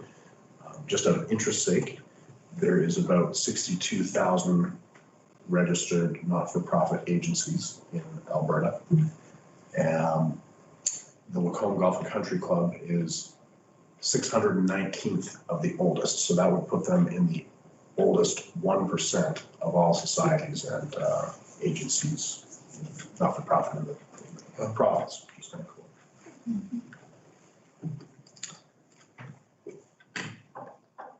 Perhaps I could ask our legislative coordinator to read back the motion on the floor before us.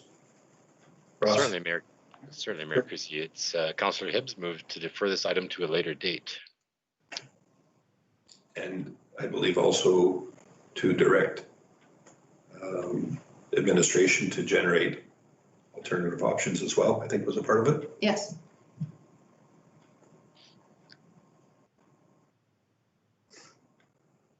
So in its entirety, if you could just reread that back to us, please.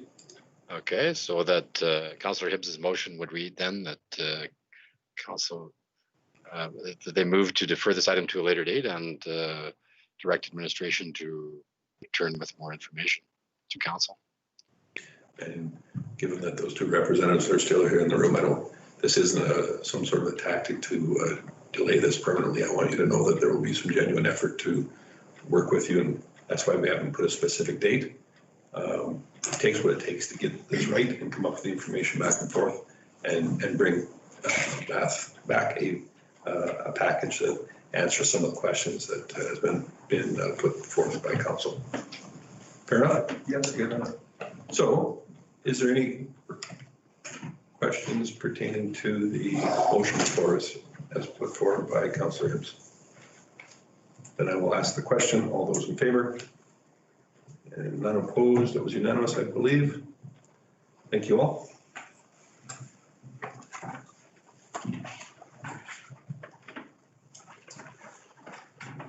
And if we move down the page to item 5.3, the Community Economic Development Bylaw, CED. And we have with us Director, I've got here Manager LaPointe. Obviously, Manager LaPointe is not here to present. You're going to be doing it yourself, Director Judy. That's correct, Mayor Christie. Very good. Thank you. The floor is yours. Thank you. Before council tonight is a first reading of a Community Economic Development Bylaw, number 480. Bylaw will repeal an existing bylaw, number 359 from 2010, that enabled the city to establish project-based task forces to address economic development. In council's 2018-2020 strategic plan, council had requested that administration review and update that existing CED bylaw, and as a result of that review, it was determined that the bylaw itself was not really amenable to revision, more so than the new bylaw would be more appropriate to council's goal. The strategic plan also included a wide range of other community economic development goals, and this bylaw enables these goals to be accomplished or enshrining them as ongoing responsibilities as well of the city. The preamble to this bylaw outlines the city's intent with broad position statements with wording taken directly from the strategic plan. General community economic development goals are captured in the bylaw at sections 3.1 through 3.6, and also in the last two sections, 3.12 and 3.13.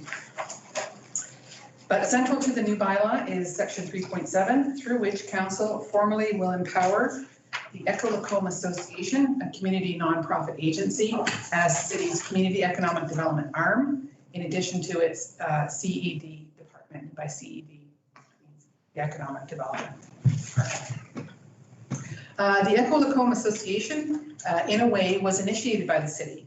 A council committee with that name was originally conceived to utilize public funds for economic and community development projects. However, the agency became an independent association and currently administers grant programs on behalf of the city, manages Echo Energy, the city's energy retailer, and utilizes the proceeds from that company for community development projects, and also engages in other board-led and collaborative CED initiatives in the community and in the region. Sections 3.7 through 3.11 enshrine the city's mandate to Echo Lacombe and our current arrangements with them, including their funding streams from the city, the annual agreement development that is done with the city, annual reporting to the city, and the city's voting seat on the board as an anchor member. Just returning briefly to section 3.12, I'd like to point out that one particular provision will hopefully help standardize the city's collaborative working relationship with many external partners. And at this time, I'll take questions if you have any. Thank you. Councillor Ross. I think we Chris, I'll just go ahead and make the motion that council gives bylaw 480 first reading as presented and directs administration to return the bylaw for second reading on August 10th, 2020. Thank you. Any procedural questions or concerns before we vote on that, Council? Councillor Hibbs? Just have one question, and maybe it was in there and I missed it, but I think that moving forward, it might be, or maybe my link is broken, just an inclusion of who is on the board of directors. Like you did mention, like there's one member of this, one member of that, but there are public members as well, and I don't believe that's mentioned, and I just think that's pertinent information going forward. So I guess really a comment, really versus a question, but it is clarity, and I think it will help going forward for the next decision. Certainly isn't a problem having that for second reading. Sure, thank you. Absolutely. Anyone else? We'll call the vote then. All those in favor of first reading? That is unanimous. Thank you, Director Duke.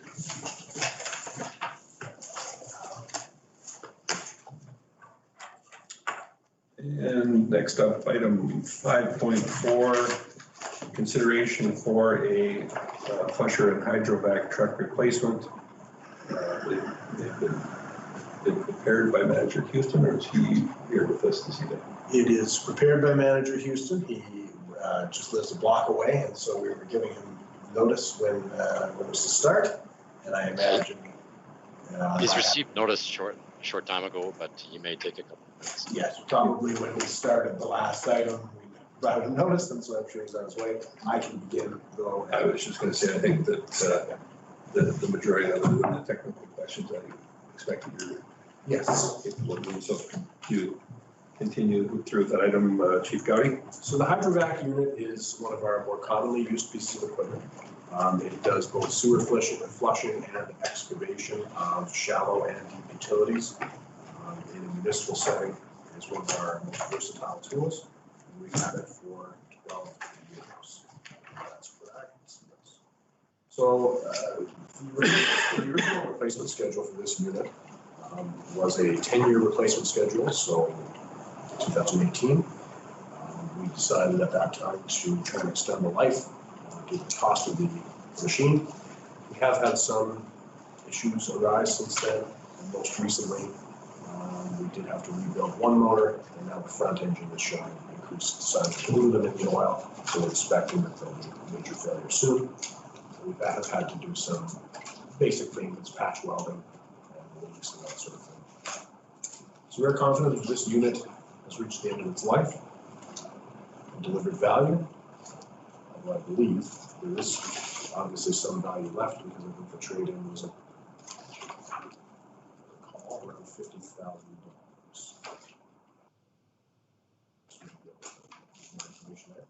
When this originally came up in the budget, Council had asked that we do a bit of a review and a comparison of contracted services versus the use of the purchase and ownership of the equipment. What that showed is that it is better for the municipality, not just from an accessibility of the equipment standpoint, but also cost-wise to replace the piece of equipment this year. I would say it does cast doubt on, that review also cast doubt on the wisdom of the purchase in 2008, which may have been a few years premature, but nonetheless, we're here today, and it's been well integrated into our operations. Manager Houston has joined us. Thank you, Chris. So we put out an RFP for a new unit and had one response from Joe Johnson Equipment. The first is a new build, a 2021 factory order with an 8 to 9 month delivery time. That is within our cost. However, it's right near the limit, and it is a less full-featured unit than option 2, which was presented to us, which is a demo, a 2020 demo unit. The demo unit has all of the features that Joe Johnson offers. Of course, it's like a show home. You put all the fanciness into it. And then option 3 being the full-featured unit, but factory built. It would be a 2020 that would be built, and there'd be a 4 to 5 month delivery time versus virtually immediate with the demo model. The recommended option is option 2, the 2020 Vactor 2100i. It's a demo unit from Joe Johnson, but it comes with a full warranty and a much better delivery time, minimizing the risk of some sort of substantial failure of our existing unit. So my apologies, Manager Houston. I started without you, but what have I missed from this unit? You missed, before I came in, I described what it does. It's just a big shop vac and a pressure washer, and then that's about it. It's a crusher. What kind of jobs do you use the equipment for? Yeah, so evening, everyone. How are you? So yeah, the hydrovac unit, as Matt had mentioned there, it's what you've seen is that conventional hydrovac truck. And this truck also has the ability to flush sewers. So you see that sewer hose on the front of it. So primarily we're using this unit for flushing sewers. As we're flushing sewers, we're also hydrovacing. So we're getting that debris out. So we're not just sending it down the line for another blockage or to hit a lift station. And then it's very handy to have when we have any of our digs or repairs or anything like that, because we can just roll up with our unit, not have to contract out, and just go right into hydro excavation and right at her. It's been very handy in the last 12 years to have this type of unit at our disposal. So with Manager Houston, first off, welcome. I guess just some clarity on, you referred to it as a hydrovac unit. I know that's part of its function. I mean, there's lots of outfits that make hydrovacs. I'm led to believe there's probably less common to have ones that make these combination flusher units on board. Is that correct? Correct. So normally, even when this was out on APC, there's 3 main vendors in North America. There's a few offshoots that are trying to get their unit in. But primarily it's really three of the top folks that this is what they specialize in, is creating these units.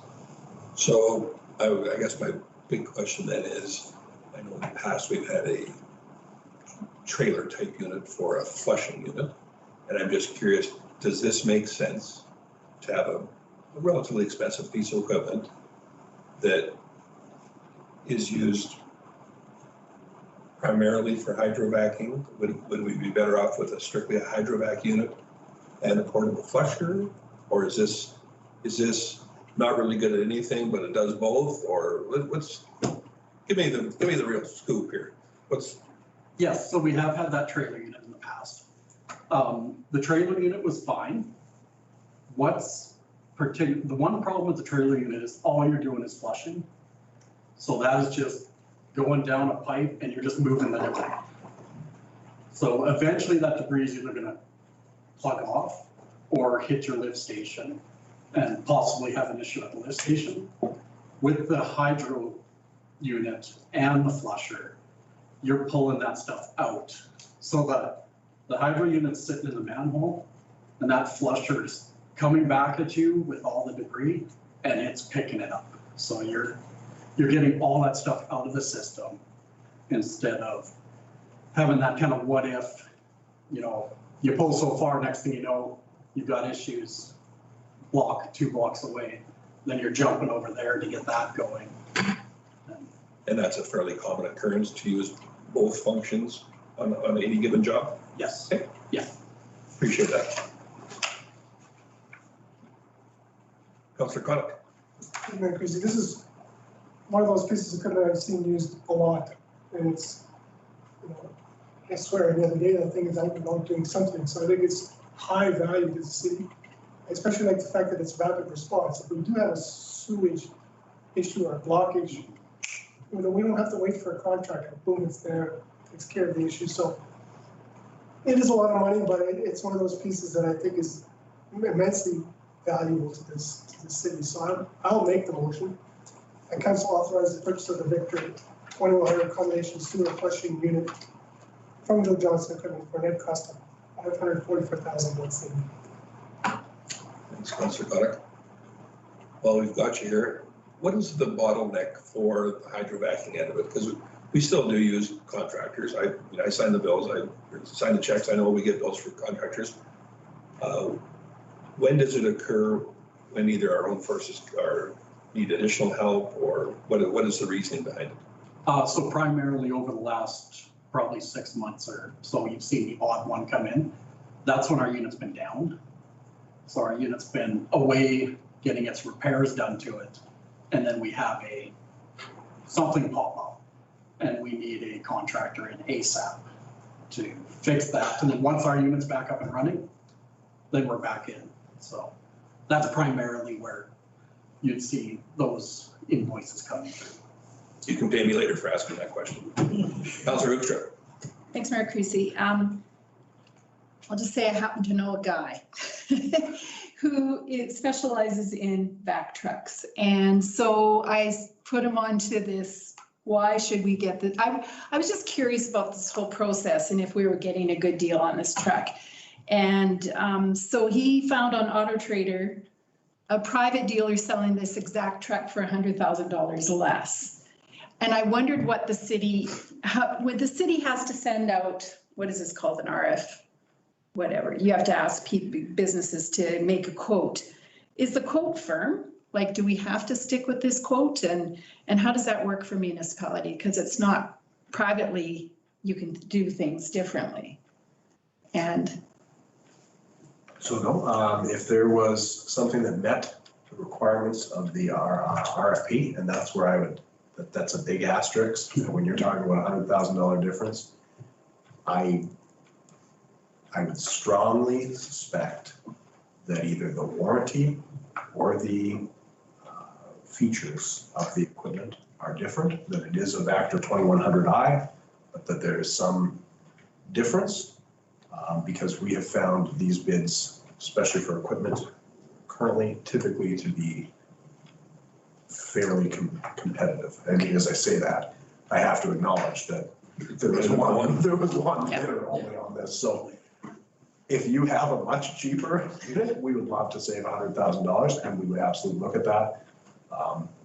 But I would be cautious about its comparability. yeah, follow up. Certainly. Thanks, Mark Creasy. So this is a super fancy unit. That's the word that I heard. And whether a municipality needs it, because does it have a water recycling feature? No. It does not have a water recycling feature. Okay. That's an added cost. That is an added cost. Okay. Because that was what the discussion was, is that probably the private one didn't have a water recycling feature and that this one did. And that maybe is where the price differentiation was in there. But I guess the point of the story is the model number and everything was apparently the same.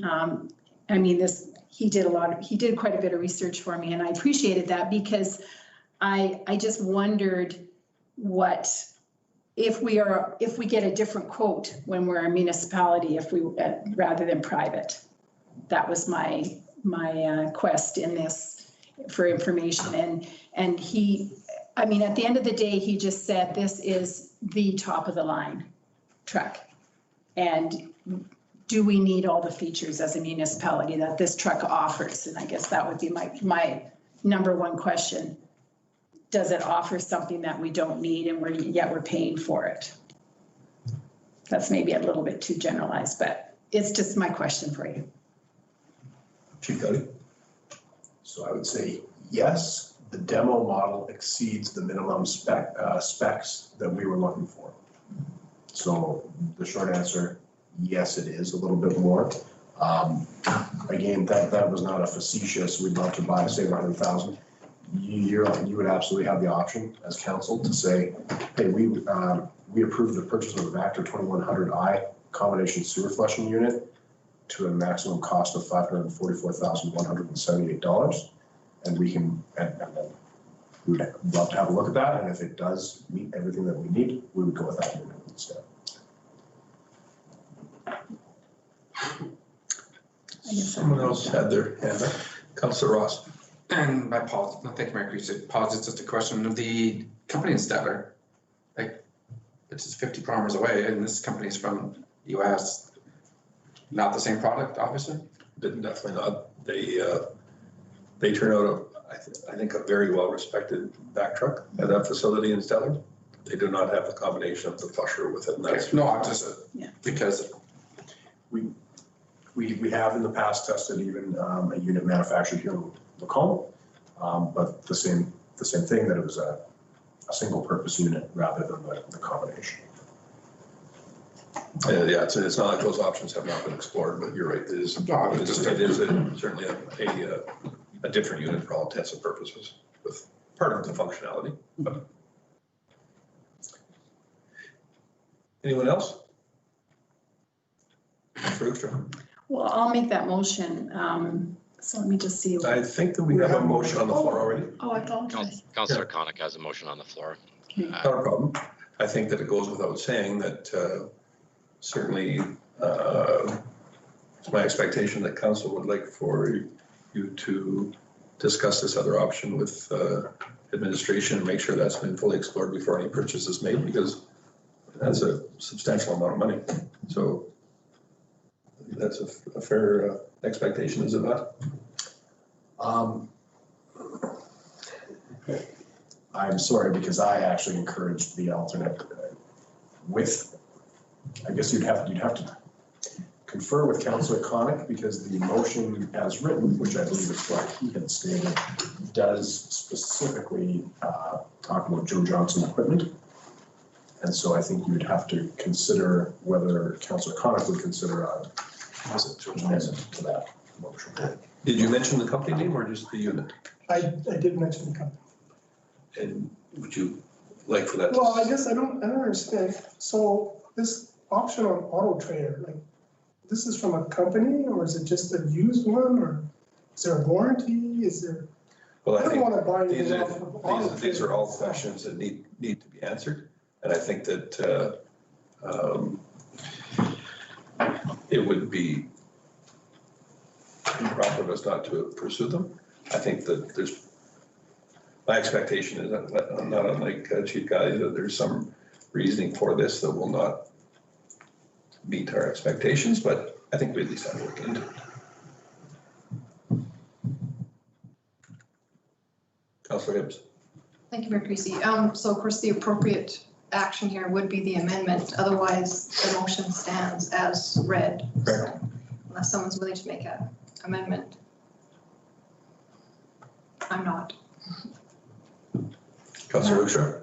I was going to amend the motion that council authorize the purchase of that Vactor 21,000i combination sewer flushing unit from, to the maximum cost of $544,000. Does not mean that we're not going to do with Joe Johnson. It's just to a maximum of $544,178.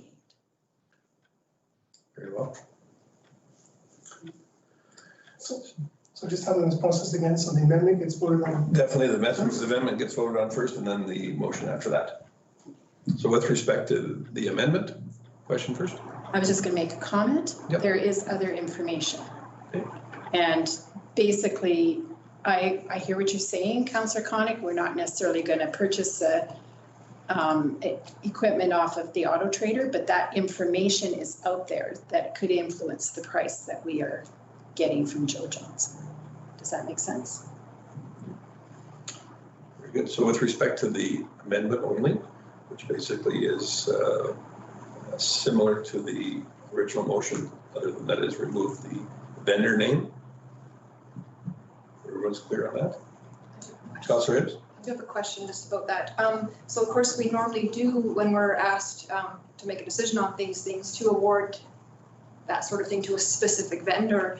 And of course, in this case, now it should pass. We're removing that so that, assuming it passes, then passes again, that will be the only motion on the books, is that we're authorizing the purchase of a specific unit and not awarding it to anybody specific. Correct. Is that fine? I guess I just want to verify that that is okay, because that is unusual.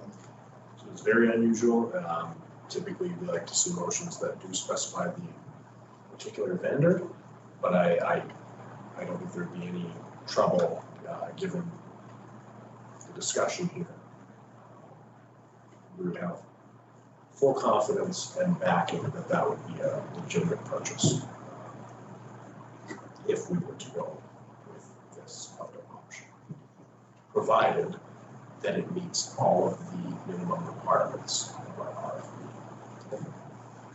Key RFP. Councillor Clark?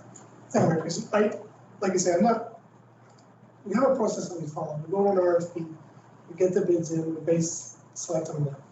I have said this from day one. I see, when we do things for buildings, for example, I always wonder about the cost, because I think it's because we're a municipality that we're getting higher quotes. The issue I have though is, we go through this process. Yes, maybe it's a little higher than it should be, but I feel way more comfortable doing this than, are we suggesting now that, our fire chief sitting here, the next time we have a fire engine, do we have supposed to go to Auto Trader first and look, or, there's a process we want to, I just have a little bit of it puts up all kinds of red flags for me, to be quite frank. But anyways, I think that's why we have to rely on our administration to make sure the comparisons are valid. And if it means that we're going to save $100,000, I would say yes, we go to every book on the planet, but decide. So with respect to the amendment only, everyone's clear on the. Councillor Hoekstra's amending motion was that council authorize the purchase of the Factor 2100I combination sewer flushing unit to a maximum cost of $544,000. Chief Gunn? Clerk Pettibone, I have a procedural question for you that I unfortunately have to shout out here, but. That's okay, sure. Is it acceptable for Councillor Hoekstra to make an amending motion on Councillor Connick's motion without his acquiescence? Because otherwise, what is the entire purpose of a friendly amendment? There is no. There's no such thing as a friendly amendment.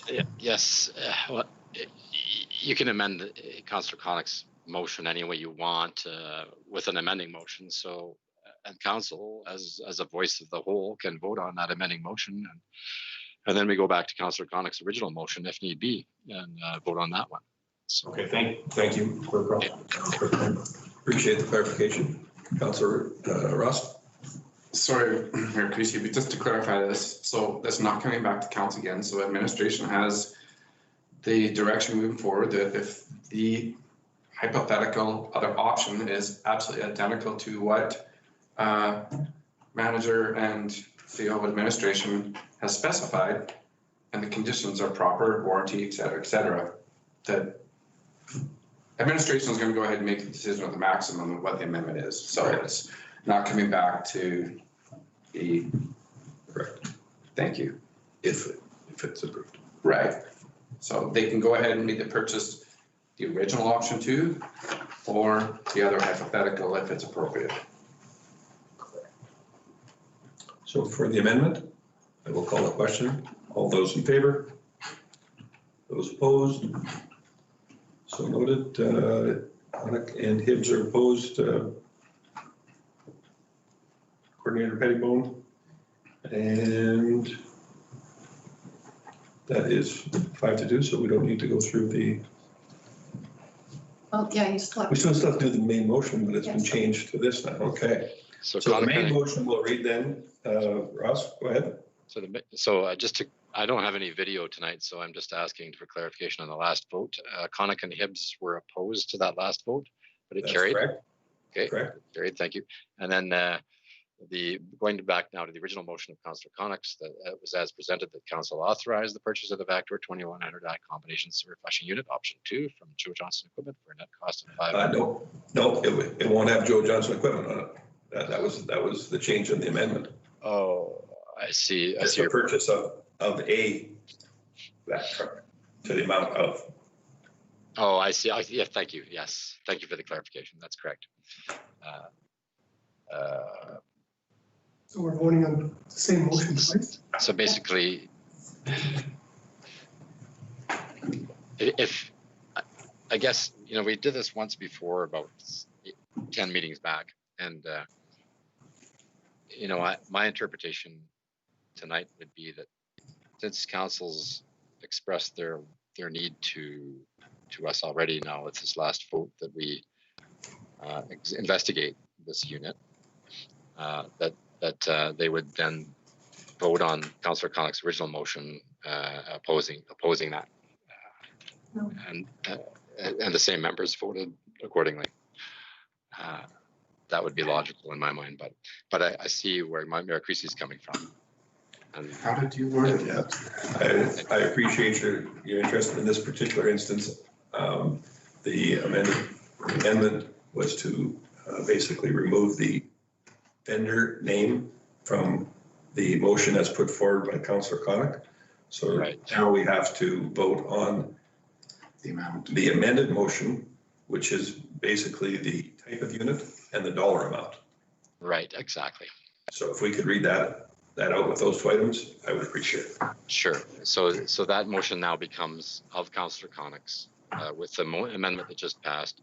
The council authorized the purchase of the Vector 2100i combination sewer flushing unit to a maximum cost of $544,178. Just to throw another flag in, did that include that is the amount for the upgraded existing unit? Upgraded demo unit, correct. Demo, existing, whatever. Okay, very good. Everyone's clear on that motion now as it stands? So I will call the question. All those in favor? Any opposed? Was there just two this time? So Coordinator Pettibone? Yes, Mayor Creasy. 5 in favor, 2 opposed, Hibbs and Connick on that motion as well, for the record. Thank you. 5 in favor, 2 opposed. Thank you. Very good. Appreciate you coming back to join us. You betcha. Andrew Houston? Thank you, and I'll go do some research. I've already looked at it. So You must have sold already. Item number 5.5, Director of Emergency Management, Director Piche. Thank you, Mayor Creasy. So before council tonight, administration is looking for approval to appoint Dennis Cole as our new Director of Emergency Management.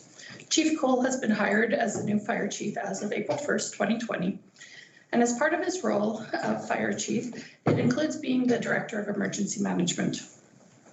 Chief Cole has come to us from by way of Sherwood Park, working in private industry, as well as Lloydminster and Gander, Newfoundland, both of those from municipal fire services.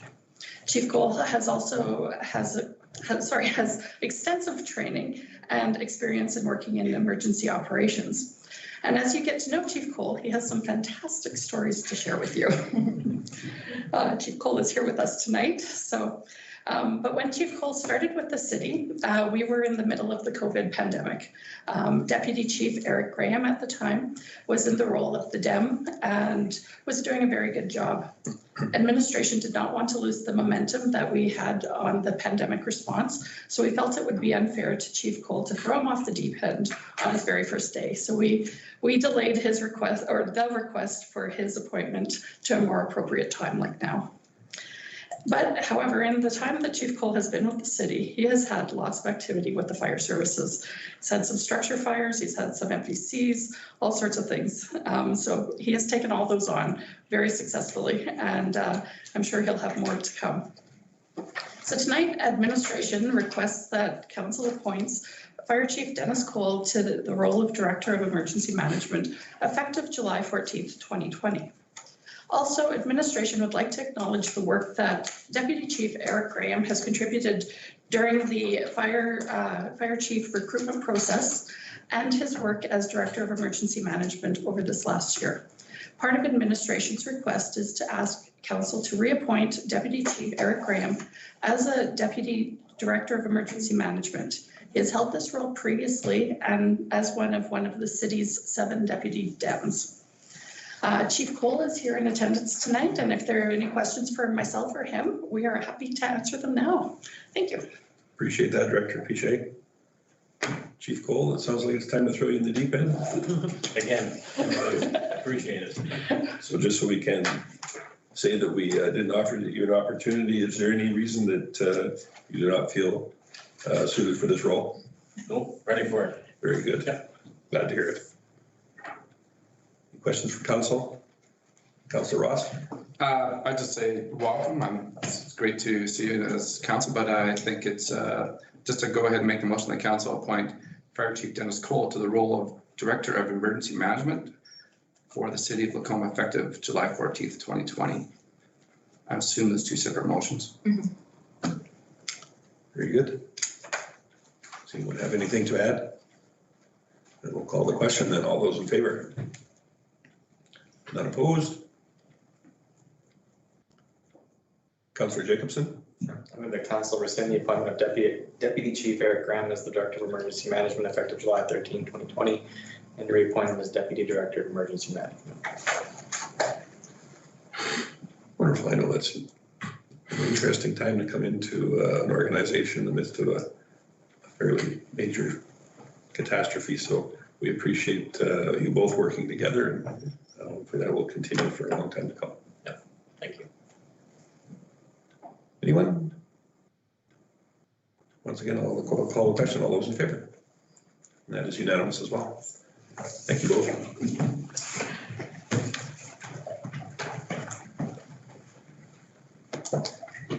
So item 5.6, we'll give Director Juke a moment to return to her desk.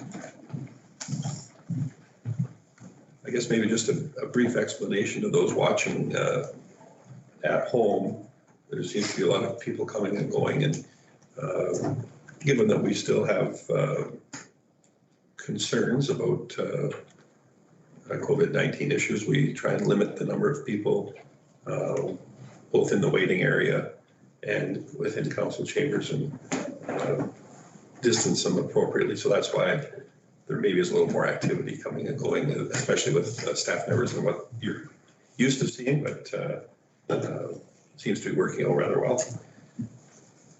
Director Juke, item 5.6, the Westview Stairway Trail Connector contract is up. Could you go and take us through that item, please? Well, thank you, Mayor Creasy.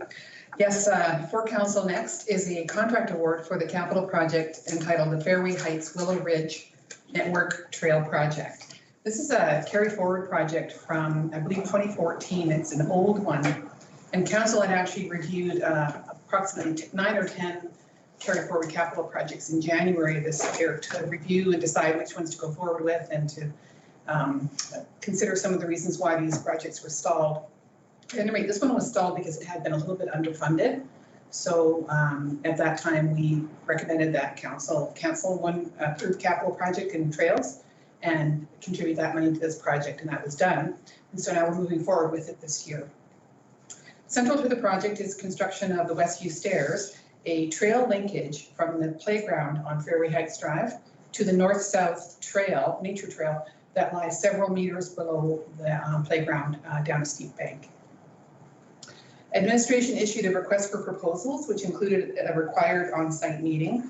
4 companies attended the meeting, and 2 companies ultimately submitted proposals, with only one of them, the one from Timcon Construction Limited, meeting the mandatory requirements and enabling administration to further evaluate it.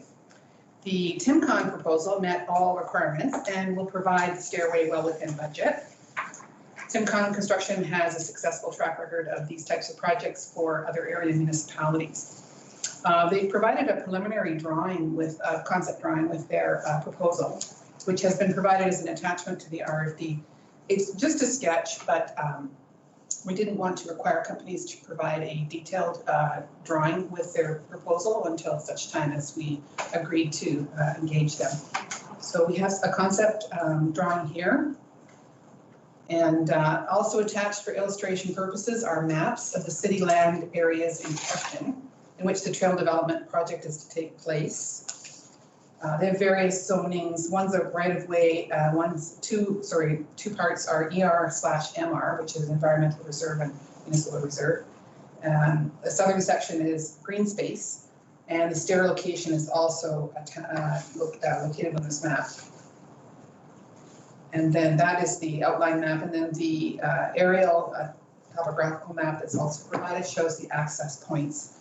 The two existing ones, north-south, and north and mid-center, and the proposed third trail access point, which will be the stairway that's proposed for the playground location. Next steps after contract award will be detailed design work and construction this year. As mentioned in the January 2020 council review of this project, there will be some natural trail added as part of this project to complete loops at the north and south ends of the area. These will be built to a nature trail standard matching the existing trail that's there now. Natural trail provides an immersive nature experience for leisure walkers with the minimum of environmental impact and also cost. So maximum benefits with minimal cost. So at this time, administration is requesting council approve award of the construction project contract to TIMCON Construction Incorporated for a value of $93,475 plus GST. So any questions? Thank you. Councillor Hoekstra. I'll just make that motion as is. I won't mess with it, just saying. That council approves the award of a contract to TIMCON Construction for $93,475 plus GST for the detailed design and construction of a stairway trail connector for the Fairway Heights Willow Ridge Network Trail Capital Project. Thank you. And I have a follow-up question. Go ahead.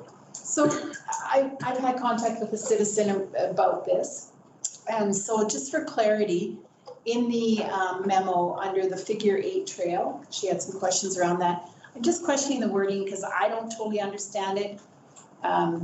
It's on page 2, figure 8 trail. It says January 27 council approval of this project. And then it carries the sentence, currently the existing nature trail in the area is too narrow to permit two-way traffic, and trail dead ends as there is in the south are desirable. What are we saying there? Well, that there's currently the southern end of the trail that's there, dead ends at the golf course, actually, property boundary. It partially loops around and then it kind of doesn't continue. Somebody's put a hand-built sign there that says trail end and turnaround or something like that. So dead ends are undesirable, and so one of the solutions is to loop that back to the stairway, which will be at the center waist, I guess, as it were, of the figure 8, and just have one-way traffic on that. And that allows the city to construct, and probably the Bill Nielsen Trail Society volunteers that will help with this, to construct a very narrow, a natural trail that's very narrow, that allows for one-way traffic. It allows for people to feel alone in the wilderness. And it also ensures that we don't do much environmental impact and hardly any introduction of foreign materials. So when the project was first designed, the existence of that nature trail in there was actually not well known. And only after reviewing the trail and looking at the location did administration find that the existing nature trail. It's of such high quality that we'd like to just complete that loop and bring so that people can walk one way and not interfere with each other. Thank you. Chief Cody? As much as you had made a straightforward motion, I need to complicate things here, unfortunately. The prior version of this memo is what you were reviewing. It's been uploaded, unfortunately. And the actual recommended motion is for a stairway that includes a bike component. To do that, we have requested an inclusion of a 10% contingency to the project, which would bring the total to $102,825. Apologize, this is my error. I made the change to the motion, never advised to Clerk Pettibone, and so the old motion, old memo is what you see. I would request your consideration of amending the motion that's on the floor to the value of $102,825 rather than $93,475, and it is the same in all other respects. I apologize for that. Thank you. So the extra 10,000+ more or less is going to change the staircase height.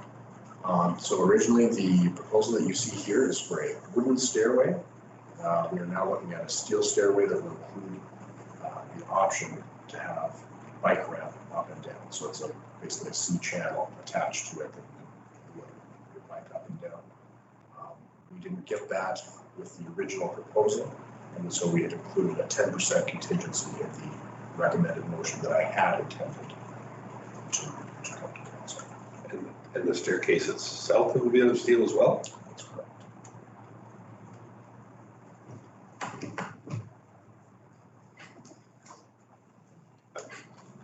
I don't know about the whole bike thing, but just to make it out of steel alone makes far better sense, in my opinion, than $94,093.5 for a wood one. Okay. Councilor Hibbs. Just because we need an amendment to have that happen, I would be willing to make that amendment to the original motion. So with the updated dollar value, I guess that would be would that be the only change, is just the updated dollar value? That's the only change, yes. So to a maximum of 100 and, what is it? 102,825 plus GST. So that is the amendment, is replacing the 93,475 with the new number, just that portion. Correct. We're getting good at this. And look at the hands go up. Councilor Gullickson.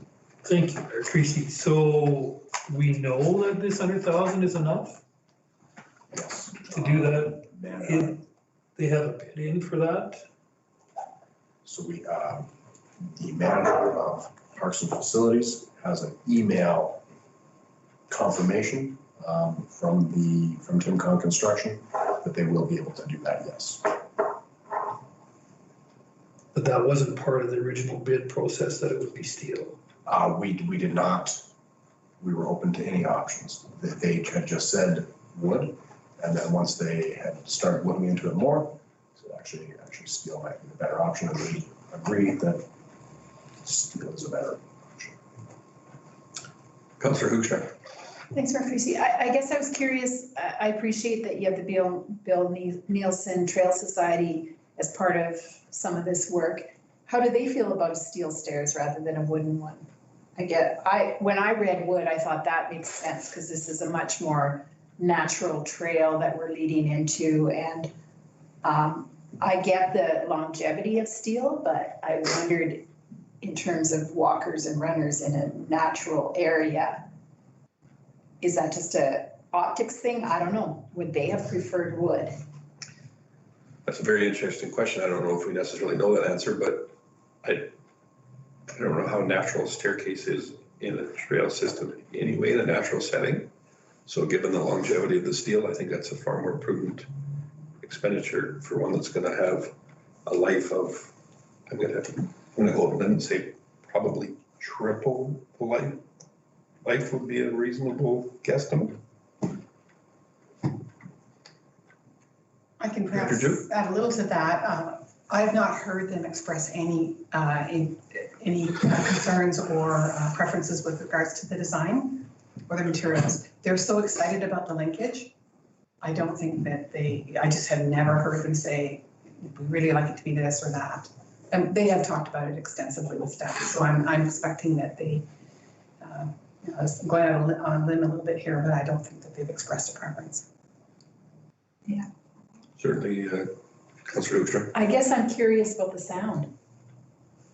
You got runners on a wood stairs versus runners on a steel.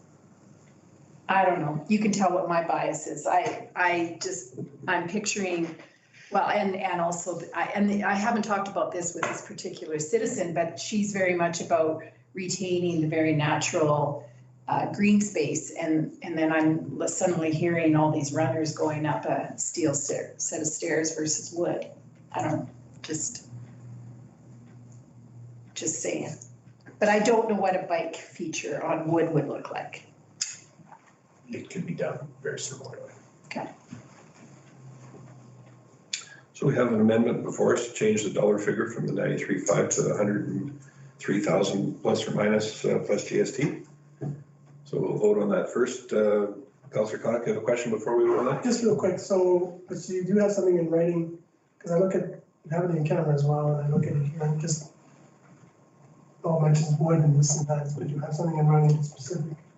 We do have something in writing that is specific, and were it to break down in some way and not, then we would go back to the wood. But we do have something in writing that says we confirm there'll be no additional cost for the switch to steel. So there should have been a whole different memo or just an additional paragraph that's kind of missing here? To be honest, just a change in number and an additional paragraph talking about the, that's all. The contingency. Anything else? So with respect to the dollar figure amendment, all those in favor? It is unanimous. And with respect to the amended motion, which awards this contract for the increased dollar figure as amended to Timcon Construction. Any questions or thoughts before we continue? Seeing none, I will ask the question. All those in favor? And there were no opposition, so that is unanimous as well. Thank you, Ross. Appreciate it, everyone. Thank you. Director Jupe, you're up again with the committee's review report, our second version, our second edition, rather. Thank you, Mayor Creasy. So before council tonight is the council committee's review report number 2. There's an RFD that covers this report. This is not how the first review report was presented to council. That was first presented to council in committee meeting. And then the preferences of council were brought back to the next council meeting and resolutions were proposed at that time. This is all in one. So council does of course have the option to accept the report as information and have the matter brought back to council at a later meeting if desired. So I thought I'd just put that out there for you right off the top.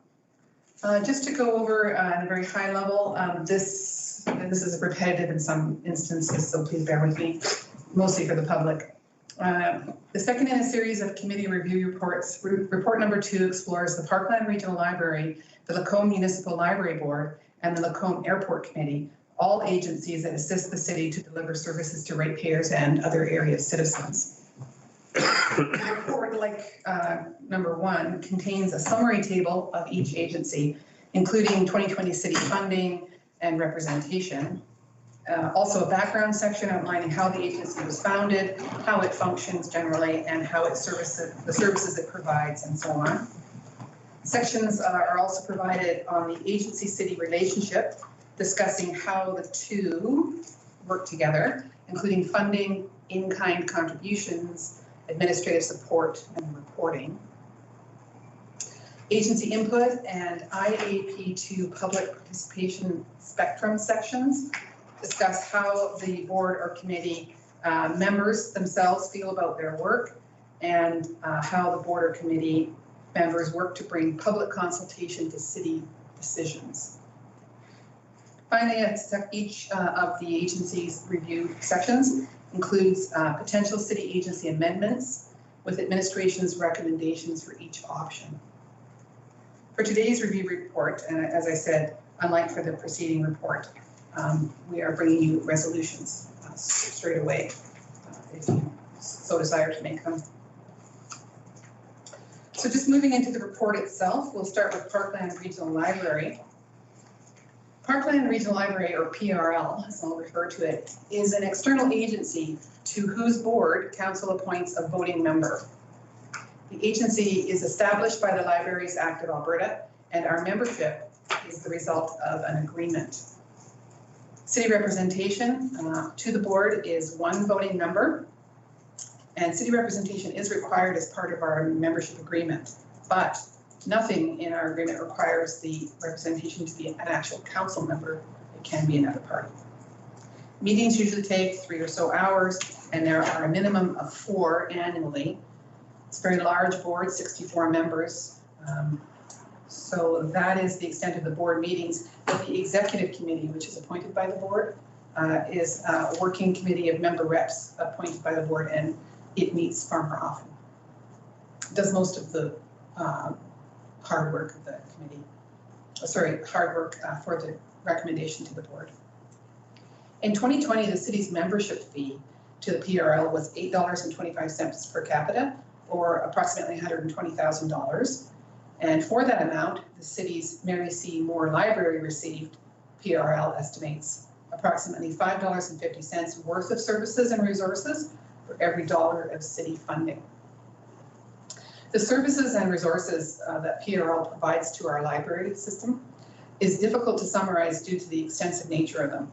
But in the background section of the review report for the PRL is a high-level list of what patrons of the municipal library and our library itself has access to or is supported by, including additional operating funding, which the library would not have access to without PRL membership. The board reports to council by presenting a recap of its activities to council together with its budget presentation each fall, and by providing a submission to the city's annual year in review. Minutes of all board meetings are filed with the Minister of Municipal Affairs, but are available to council on request. And it should be noted as well that the board meetings are open to the public. Interestingly, on the IAP2 spectrum, the city representative actually supplies public input to the board on behalf of the citizens that the member represents. The PRL board itself facilitates involved level in public participation at each of the service points by enabling our municipal library to offer a range of choices to patrons and to respond to patron demands. So it's very responsive that way to public input. Options to amend our participation in this external agency is limited, but in the case of PRL, council has the option to appoint a member of administration or the public to represent the city, increase administrative support to the council representative if it's helpful to produce, for example, briefing notes or board meeting summaries, and reduce the hours required for that councillor rep, or withdraw the city from membership in the PRL, which is not recommended due to the service level losses that the Mary C. Moore Library would experience. Does council want to consider these options, or shall I move on and wait till the end? That's a great question. Certainly, if anybody feels strongly about a particular motion they want to bring forward on any one of these particular boards, please feel free to do so. If not, we will wait until the end. If you, Councilor Ross. Thank you, Mayor Christie. Just a couple of questions. It's obviously the recommendation would be another city alternate, which would obviously then that alternate would have voting privileges as council rep did in the past, correct? Correct. So, like you say, there's the executive board does several more meetings and other information.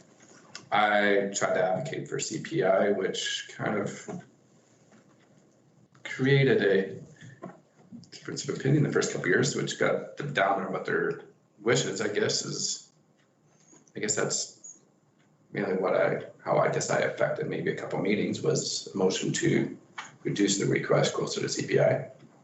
So I don't know if, other words, like you say, there's 64 people there, and is that setting a precedent for other municipalities to change? I guess they weren't specific to councillor only representation, so. So what is your question? I guess is this the norm? It's within their bylaws, are not specific to councillor, so is this the norm? Is it acceptable? Because every other representation is councillor rep. So. Certainly within our proper authority to designate whoever we choose to as a representative for the city. Right. Yeah, absolutely. See, we already had a comment. That's just what I was going to say, that certainly council absolutely can remain on the board. We, as one of the purposes of this review, took it as one of the objectives to, where possible without affecting the service to residents, lower the burden on councillors' time. And so here is we saw as an opportunity, and this is not a comment on the current member, Councillor Ross, with 64 voting members, we saw it as unlikely that there would be a dramatic change to the service by switching an administrative member for a councillor in this instance. We are very happy for council to continue representing the city on this board, if that is your desire, but we're also prepared to do so administratively.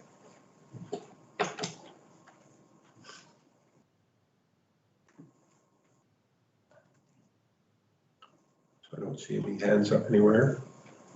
Oh, Councillor Jacobson. Well, I'll just comment on about it. I mean, I know we're gonna come to the end, but I haven't sat in this board meeting, but this seems like an extraordinarily dry and somewhat technically tedious board. I think I would fully concur that with 64 members. I didn't know that such a thing existed in boards we sat on, to be honest with you. It's like more than all the elected members of council in like Lacombe and surrounding areas, frankly. Yeah, I wouldn't see any reason for us to continue with this one. So in your experience, Councillor Ross, what would be an average attendance number out of those 60-some members? 40 or 50? Like really, the whole room is seriously packed, like around the whole big circle, like it is, like, honestly, it's 40 to 50 at least. With all due respect, the only really discussion of the last 3 years has been budget. You know, like the discussion of what percentage, that's really been, was kind of advocated for our restraints of being consistent to CPI, you know, like managed within. So that was, in other words, it's kind of all due respect. And a well-attended information meeting, all due respect to everything, but it's just kind of because the executive board is quite active and prior to the board of, like I say, members from basically Provost to Olds, Canmore to Ponoka and all points between. And it's. So in your opinion, would the general outcomes of the decisions of that board be affected if we had representation from council or from administration? No, I think that it could be consistently advocated that our city of Lacombe, this council's policy has been to remain it, to make every effort to CPI, and that's the only, how I feel it's been. Sorry, that's just my opinion. I think we can continue on. The next committee or board up for review is the Lacombe Municipal Library Board. This has been termed by administration to be an internal/external hybrid, and that is because it's created by the city of Lacombe, but it is not particularly amendable by the city of Lacombe after creation. So Council appoints one voting member to the board. The city is established, or sorry, the agency is established by city bylaw as provided for in the Libraries Act. However, once established, a library board is a corporation with its own bylaws and policies, and the bulk of its terms of reference are set out in the Libraries Act. And indeed, I found out that the only way for a municipality to disband a municipal library board is to seek a court order to do so. Other than that, not funding the library would be your only option. Very interesting anyway, just a side note there. Meetings usually take 2 hours or so, and there are usually 9 annually. In 2020, the city funded the Mary C. Moore Library with $341,992 in operating funds, a significant funding level in terms of its boards and committees. In addition, over the years, the city has added in-kind contributions valued at $265,487 for leased space, utilities, insurance, and custodial services at the LMC. Administration is reviewing that number because the valuation on that is significantly higher, for example, per square footage that we value the FCSS space that's leased, for example. So we're going to check on that, but currently in our budget, that is how it's expressed, that value. It does include utilities, which is costly, and it's a big space. The city also provides low-cost financial management to the library itself in accounts payable and payroll, as well as administrative support with HR advising at no cost. Council receives reports from the library board through submission of minutes, annual presentation at budget time, and by the library providing a section in the city's annual year in review. Regarding agency input, by the way, I did not survey the PRL board. It did not seem appropriate to do so. However, I did provide a survey to the library board and to the Lacombe Airport Committee, which is our other committee on deck today. Regarding agency input, the administration surveyed the current and past members, and the survey questions are outlined in our RFD on hopefully the second page. They're similar to the initial committee review report, the survey questions that were used there. They're just customized a little for each of the committees. And of course, the results were not aggregated this time, they were kept separate, which is great. Agency input showed that current and past members were generally very positive about their role. They were certain about their role on the board, and they identified only one area for improvement, which was, generally speaking, board development, which could mean training of current board members or appointment of people that are certain qualifications as decided by council members to consider. We can explore that further if need be. On the IAP2 spectrum, the library board is fully empowered by the city to manage and control the library. The board is made up of 7 members of the public in addition to the council representative. And so this is assessed as achieving the consult level on the IAP2 spectrum. And this is also because they advertise their meetings to public. They provide meeting minutes to public council agendas. They survey patrons for their interests and needs.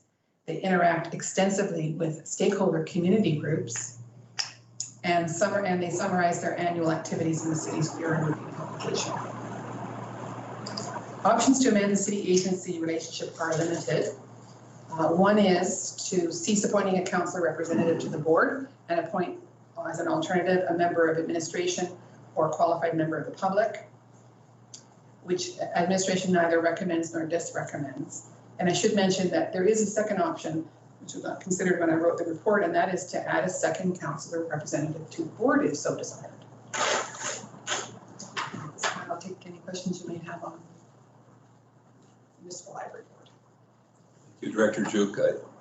I guess I just wanted to be upfront with the public as far as the costs, the way they're presented here for the 2020 operating budget is outlined at $342,000 more or less, and the in-kind city contributions at $265,000. I don't want people to think that that $265,000 is a portion of the $341,000, whereas in fact the city's contributions is over $600,000 a year, which is far more substantial than some people may read those figures. Just as clarity, no other reason.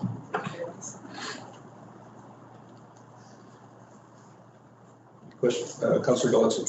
Thank you. As a member of council on that board, I would like to speak to that. This board is, I shouldn't say a pleasure to be on, but it is very interesting and an important part of our community. The library is extremely important to a lot of people. And that was found out during the COVID when it was closed, and they're banging on the door to get in. It was kind of crazy. But it's a very important facility, and I think it's important that we have a council representation on this board. And an additional councillor wouldn't be lost to it, I don't think. It would be certainly welcomed by the board, but probably not necessary. One councillor probably is enough. But it is important that we're there. Thank you. Anyone else? Councillor Hibbs? Yeah, actually, that's a good thing about two members of council. So sometimes I notice in our committees and whatever, we have an alternate, and then in some cases we don't. And I'm just wondering, is that something we should be considering when we're talking about these committees? I could see that perhaps two councillors would be overkill perhaps in this situation, but I don't know if we do have an alternate assigned for this committee, but perhaps given especially how much municipal tax dollars are going into that organization, that it would be, I think, wise to have actually appointed an alternate in the case that the first is not able to go. I don't know how often that happens. I'm not saying it doesn't even happen at all, but I think that might be a prudent direction. I'm sure there's been occasion when Councillor Gluckson was unable to attend, so certainly no problem appointing alternates to this or any other board. Actually, I follow up to that. Okay. Yeah, I guess specifically, why you would even bother with an alternate. I think in a situation where you actually do have a voting member, if you don't actually list them as an alternate, I don't think you can just send somebody else, right? You have to actually say, Councillor Gullickson is your primary, and then Councillor Hoekstra, for example, is the alternate. And those only would be able to be in a voting situation, one or the other. That's an interesting point. I'm not sure what that seems logical enough. I know that just the chief elected official in this instance, myself, is a de facto member of all boards and whatnot, but as far as voting privileges, I'm unclear as to that. Chief Cuddy? So voting privileges are considered on a case-by-case basis by the board. And so we would have to, I'm not knowledgeable enough to know if the Marion City Board Library currently has accounts for an alternate. So that is actually, that information is provided on page 6 of the report, and that summary with a little colored sidebar about halfway down. There is not currently an alternate appointee to the municipal library. And no provision for a voting alternate. To have that included, we would need the municipal library board to pass that amendment. Is that correct? I'm speaking on opinion now, but I think not. I think the seat is voting regardless of which councillor intends to fill the seat. The seat is voting. That would be my take on that. Perhaps our legislative coordinator could answer a little more accurately. It may relate to terms of reference, but I think that the seat is voting. I think if you refer to the Act, the Libraries Act actually drives all of this, and it appears, based on a notation here on page 6 that Director Duke mentioned, that up to 2 council members may be board members per the Act, and it's available at council discretion. So if that's the case, and I will confirm that separately here when I disconnect, you could simply appoint a councillor as an alternate tonight, name one, and or leave it for the appointment on the organizational meeting when we do all committees appointments, and just reaffirm who's the council rep for those committees. October 26th, that'll be coming forward. So your discretion, of course. Maybe if you give me a minute, I can just confirm that in the Act as we continue before we make the motions. Thank you for that. I realize that the library board has special considerations because of the Alberta Libraries Act. For other boards in general, I think it's an expectation that we have a voting seat if council chooses to send the same individual or alternating or whatever. I'm going to suggest that is at the discretion of council, but it'd be interesting to see what you find out. Councillor Hoekstra? Thanks, Mayor Chrissy. I think it's worth looking into because Councillor Hibbs went in my stead to a Lacombe Foundation meeting and she wasn't really supposed to vote, but she. It would be interesting to get a proper opinion on all of them and see how they differ. Yeah. Very good. Any other items on this particular board? If not, we can continue on to the third. The last committee under review tonight is the Lacombe Airport Committee. The Lacombe Airport Committee was established fairly recently by the 2017 Airport Operating Agreement, which also contains its terms of reference. The operating agreement is a tri-party agreement between the city, the Flying Club, the Lacombe Flying Club, and Lacombe County, and it's a schedule to the airport lease agreement the city has with the Lacombe Flying Club. And interestingly enough, I believe Councillor Hoekstra asked this question at the time that this was being reviewed or at some point, why the operating agreement was part of the lease agreement. In fact, both the lease agreement itself and the Schedule B operating agreement state that should the other be canceled, the initial one is also terminated at the same time, so they're mutually linked that way. The committee itself is not funded. The Flying Club operation of the airport is funded with approximately $23,500 from the city. And that's 50% of the costs, I believe, and then the other costs are supplied by the Flying Club and the county. The committee meets quarterly with meetings taking about 2 hours each. City representation is 1 voting member, and there is an alternate councillor appointed if need be. That councillor attends, that councillor does vote in this case.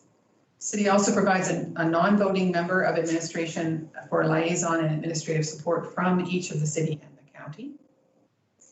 And we also provide in-kind contributions, including project management and insurance. The project management is a less or more kind of arrangement per year, depending on what's happening there. The committee is wholly advisory, making recommendations for spending and operational decisions to all 3 parties. All 3 parties do make their own decisions, and that would be the 2 councils and the Flying Club executive. So the agency-city relationship is amendable by proposing changes to the committee terms of reference in the agreement, but that would require unanimous support from all 3 parties before it could be put into effect. Alternatively, the city can always withdraw from the agreement altogether, not recommended. Reporting to the city is through minute submissions only. Otherwise, city control is exerted through the choice of appointees. Due to this arm's length control, the committee is also considered by administration to be a hybrid internal-external, not readily amendable by city council, certainly not unilaterally. Agency input was gained again through the survey as outlined in the RFD. Members indicated they were very certain about their role and that their work was impactful to the community. Suggestions for improvements to the committee were unanimous, 1 word, none. On the IAP2 spectrum, the committee achieves consult through voting members being elected officials and representing ratepayers and the public. Currently, and I think for some time now, the member at large seat has been vacant, but all members work to bring the public and ratepayer perspective into discussions and recommendations. Amendment to the city-agency relationship is limited to ceasing to appoint a council member to the committee. This is not recommended and also would be required, an amendment to the agreement would be required. Any questions you may have? Thank you. Councillor Ross. Thank you, Mayor Creasy. I'll just comment a bit on the airport committee. I think we have an excellent, relationship. There's CO Timmons from the county, Paula Law, and myself, Director Duke attends as minutes, and it's very, very functional. I think the airport has seen some very significant and will see some significant improvements with the runway grant. The lights were updated. They've been very, I guess, fortunate to receive some very excellent grants, and also with the restructure of Brownstone Avenue, that just enhances further options for even the existing hangars for services that I think will enhance possible tax base because it changes the hangars. If might want to elaborate on tax revenue there, but I think there's even further discussion of getting into commercial options with the adjacent land and further discussion. So I think the committee, as it is, the way it is structured with council attendance, I think is functioning very, very well. And I think there's a lot of collaborative potential in the next few years. So I'm happy that it stays as it is. I think it's I think there's a lot of potential in the years, and I think it's working very well. I think, Director Duke may want to elaborate, but as CEO Gowdy may want to explain, there's more tax opportunities with the upgrades Brownstone Avenue too as well. Thank you, Councillor Ross. So that brings up an interesting point because I believe Director Duke suggested that the $23,000 and change, whatever it was, represented 50% of the operating of the organization. And that I expect is true. However, the city's contribution, do we not basically return the municipal taxation portion of all the facilities?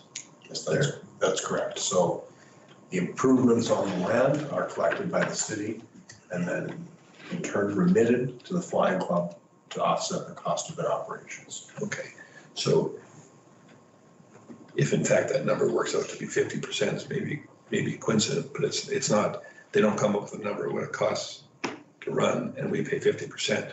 We return the improvement municipal taxation portion from all those facilities on that land. Is that correct?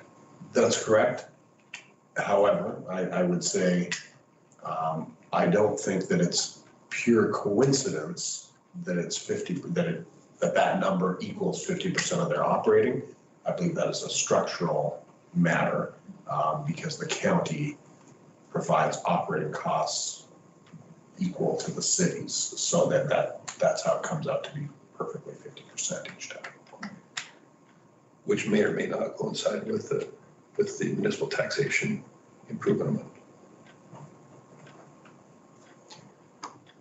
Well, as long as they're running a balanced budget, it does, because their two sources of revenue being the city and the county split. Interesting. Makes it thus that their expenses are also exactly equal. Director Duke? So I just want to add that they do have some revenue generating opportunities on the airport with fuel sales and some, they host some events that they fundraise with. And in addition, the county's contribution was fixed at $10,000 per year operational.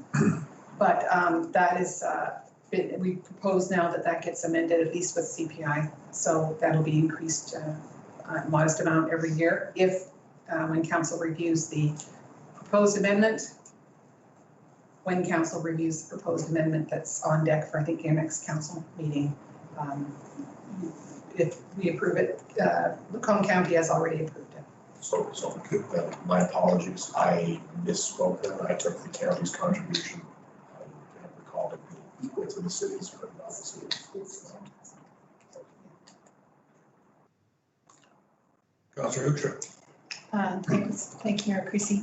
So 2 comments. I would say this is one committee that doesn't need an alternate, just saying, and not trying to get out of anything. I mean, I attended a lot of these meetings too. But if I think about, I just would say that this is one committee that doesn't need an alternate. And then, does the committee know that they have a vacant member at large? Yeah. Okay, that must have just come up in the meeting that I missed. Probably, they've had difficulty finding someone to. There's generally a flying club member there besides John. Yes, but that person is not out. Okay, good to know. Very good. So to move things along, then we had some possibilities for motion outlined. If council chooses to accept any of those, come up with alternates, defer, what's your pleasure? I can give you a quick update if it pleases you, Mayor Creasy, regarding the alternate for the Public Library Board. I've referred to their trustee orientation handbook, which states that council may appoint up to 2 board members who are also councillors on their council, i.e. councillors of the municipality to establish the library board. And that also refers to bylaw 391, role of councillor. All members of the board, including members of council, are active voting members. The councillor is also expected to act as liaison. And the act itself is what generates those prior 2 points, which does state and confirm that the appointment section 4.3, not more than 2 members of council may be members of the municipal board. Where we get into only 1 member, that we talk about intermunicipal library systems, such as PRL. But you can certainly choose an alternate tonight if you'd like. Okay, so up to 2 members, 1 of which is an alternate, not 2 to attend each meeting.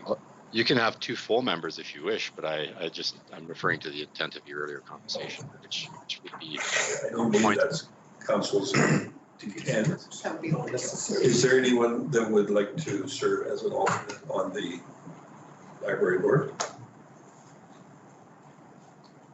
I'm just suggesting perhaps we could do that at the organizational meeting. That would be better. Very good. So Councillor Hibbs has put forth her name to be on the. Is there anyone interested in serving them? No? Very good. Then we will make a note to bring it forward for organizational. The volunteers at this time should serve as an alternate on that board. So we will address it at a later date, perhaps the organizational meeting, or if someone thinks about it and would like to serve there. Seems to be a fairly active board. You can just let myself or excuse me, or Ross know, and we can make that happen. So does anybody have any motions for the regional library board?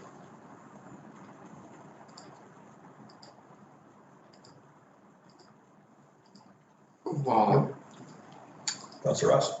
Just a quick, thank you, Mayor Creasy. Question of process, is it appropriate that the acting one makes the motion, or is it? We're all equal voices in this room. Well, I know, but is it a conflict or is it inappropriate? I don't think there's gonna be any conflict or bias. Are you making the motion? I was just asking for process, because it, what was the motion, sorry? That with the, sorry, I moved ahead. What was the recommended motion for the PRL? Sorry, I went ahead of my agenda. Recommended is that in case of PRL, council directs admin to appoint and replace council's representative with the CAO or his designate effective October 2020. Thank you. Councillor Gullickson, did you have something? No, I was just going to make a motion, that's all. Very good.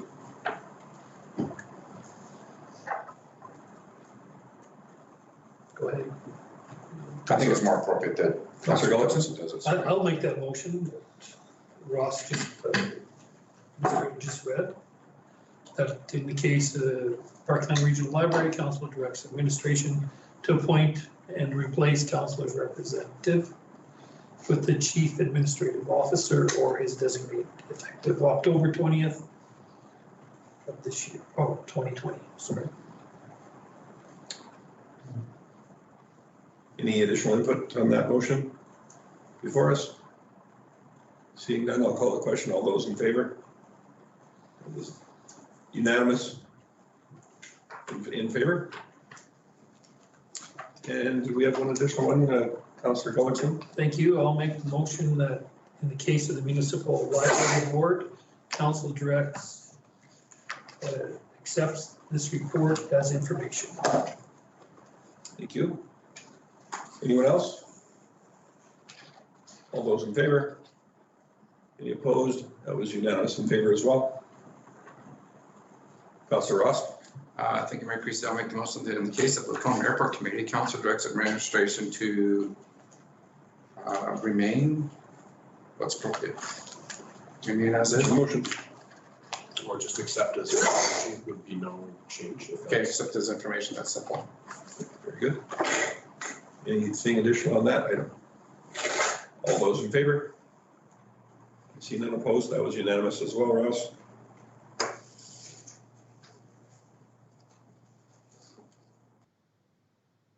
That takes us down to request for decision, item number 5.8, council committee meeting. Chief Dowdy? Thank you. So before the council this evening is a recommendation to schedule an additional council committee meeting in August, for Monday, August 31st. This will be a committee of the whole meeting commencing at 5 o'clock, the purpose of which will be to discuss possible uses, future plans for the Parkland Regional Library building, which was recently acquired by the city of Portland.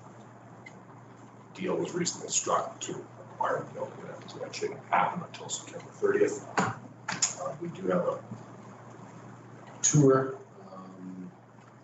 scheduled with council that will be ahead of this meeting, and then we'll meet for a fairly open discussion of possible uses of the regional library.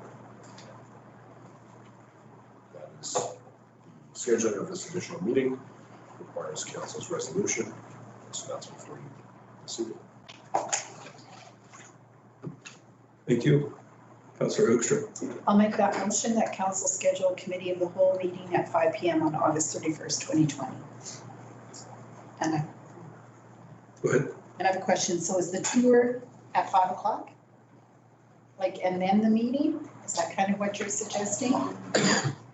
4 p.m., I believe. 4 p.m. I believe that we have scheduled. And has that gone out, Clerk Pettibone? It will as soon as we confirm that you're scheduling a meeting August 31st. Okay, fair enough. Pending, sorry. Go ahead. If there's a desire for an alternate, that the tour be at a different time, but ahead of this meeting, we can consider that as well in council direction. So, Councillor Cock. I got to thinking about this a little bit. Have we got a meeting planned, sorry, a little bit off topic, for a pre-budget planning and something? yes, that is August 17th. Committee of the whole meeting. Okay, thank you. Sorry, thank you. Councillor Hoekstra. So if the tour is only an hour, could the tour not be at 5? Yes, the tour could be at 5.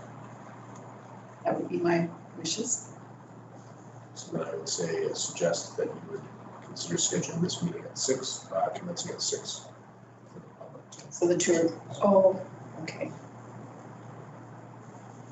Just wondering if having a meeting change for the public portion is Fair. problematic or.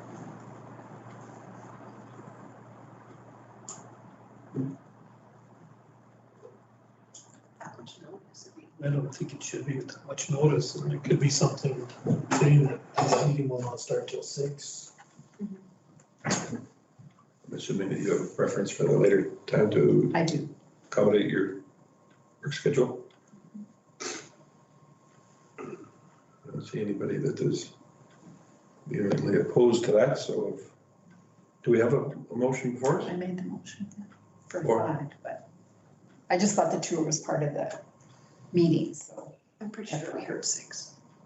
So, given that information, could you restate your motion, please? I don't think, I didn't make a motion yet. My motion is that council schedule a committee of the whole meeting at 6 PM on August 31st, 2020.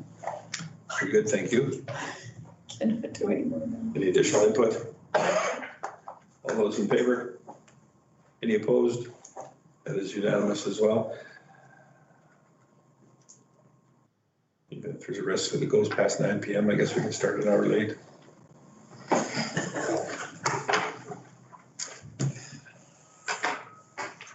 That's it for request for decision, I believe. Next up is under the information category is the administrative report from our Chief Administrative Officer. The most significant item that's reported here is that we have deactivated the Emergency Coordination Center. We held a debriefing to look for opportunities for improvement there. And recreation facilities are getting open this week. So I was over visiting the pool late last week, just going through all of the steps and procedures they have in place to make sure that things are run as smoothly as possible, and I'm confident they will, to get that facility back open. And the spray park is already open, which is great. The LMC is also open to bookings that are in alignment with the regulations. And so it's great to see all of our staff back and everything back to near normal conditions. It is quite a bit, I shouldn't say near normal. You will notice some changes when you go to the pool in terms of flow and some of the services that we're able to offer, but we're as near as we can be. Fire services review is underway. I met with the contractor and consultant there, as has our fire chief, director of corporate services, and members of the county. And we have currently posted, actually it's closed, the RFP for the service level review, so we are reviewing some of those proposals right now. We have one major development permit in the last month for the facility expansion of the Action Group's facility. Excited for that. And we have also received confirmation under the North Red Deer River Water Services Commission of about $39.2 million of funding that's being made available from the line extension to the north, should the commission move ahead with that project. That is all I have to report at this time.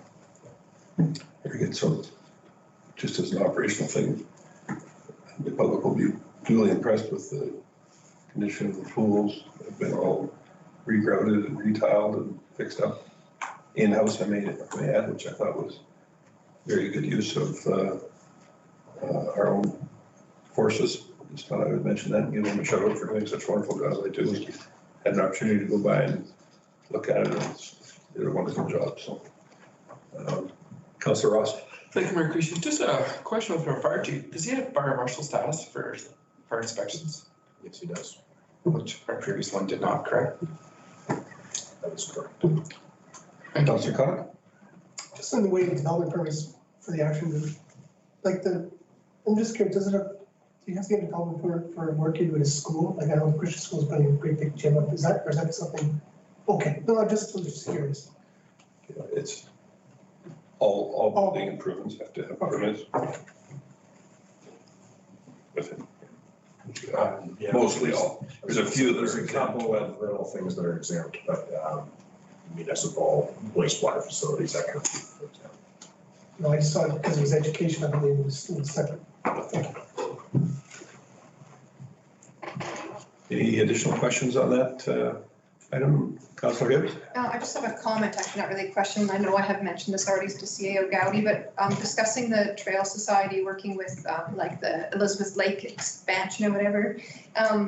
I did have the comment made to me, and I thought it was actually wise to consider when, I'm not exactly sure what the path is, but it sounds like one part of the lake might be kind of cut off from another part of the lake by a boardwalk. And the concern expressed to me was, if possible, to raise it up just high enough that a canoe can fit underneath. And so I believe I was given 30 inches as a minimum for that to happen. So I think that just because it's in here, I think it was timely to maybe have that introduced early in the process so that it would be taken as a consideration. So, yeah, that's all. Be far less involved in the drawbridge. Yeah, that was option B, but I said no, that was off the table. Councillor Connacht? Just on that note, so we work with the county on this as well, because I had some comments from county residents, or, how it goes into Rosedale Valley. Is that correct or no, or? It is correct that it goes into a portion of city-owned property adjacent to Rosedale Valley, yes. Okay, thank you for that clarification.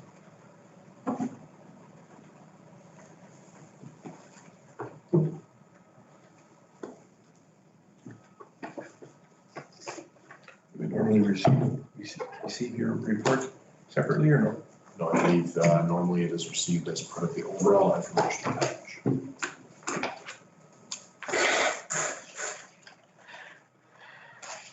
So next up in council mailbox, we have a letter there from the Alberta Conservation Association regarding fish stocking.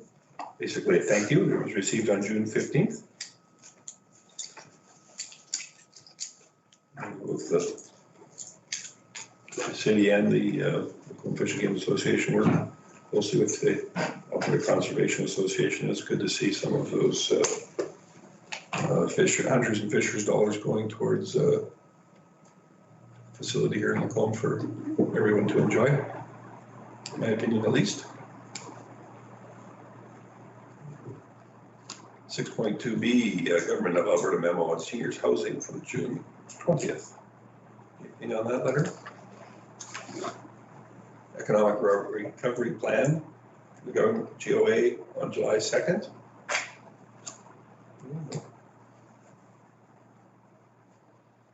Support for a digital sign from the Lacombe Ring Ed Association received June 29th. And along that same note, the Echo Home Association support letter and the Lacombe Curling Club support letter. Councilor Gullickson. Thank you, Mayor Creasy. Well, this has kind of been my initiative to bring this forward. And if you look at the drawings, there's two different drawings there. There's an angle an angle sign that would probably, if it is installed, would be installed at the intersection of the five-way stop. And then there's also a drawing of just a back-to-back digital sign that would probably, the best location would be the south entrance into the arena. That location for that sign. The pricing on these signs is approximately the back-to-back sign is $85,000. The triangle shaped one is $100,000. And that's without the base work. The base work would have to be done by the city. As you can see by the drawings, Gary Mose would be on the top as the major sponsor of the arena. And then the other sponsors of the other facilities would be on the lower section. I did leave a message with Gary Mose saying that I would be bringing this to council. He never got back to me. But he is aware of it anyway, at least, hopefully. And I'd like to see this brought forward to our fall budget as a capital project for next year. Thank you. Councilor Hoekstra. So when thanks, Mayor Creasy. When I opened my package, I quickly went down and looked, is this a notice of motion? This seems sort of like, isn't this random? A little bit, sorry, Councillor Gullickson, but I thought that this, I was really going, did I miss a meeting? And I know I didn't miss a meeting, so this felt. This was advised the way, to me, the way to bring it forward, so. Okay, just wanted that comment out there that it seemed to go with the notice of motion. Councillor Connacht. I would agree with Councillor Hoekstra's sentiments there. I just, who's paying for this? Sorry, like where's the money coming to pay for this?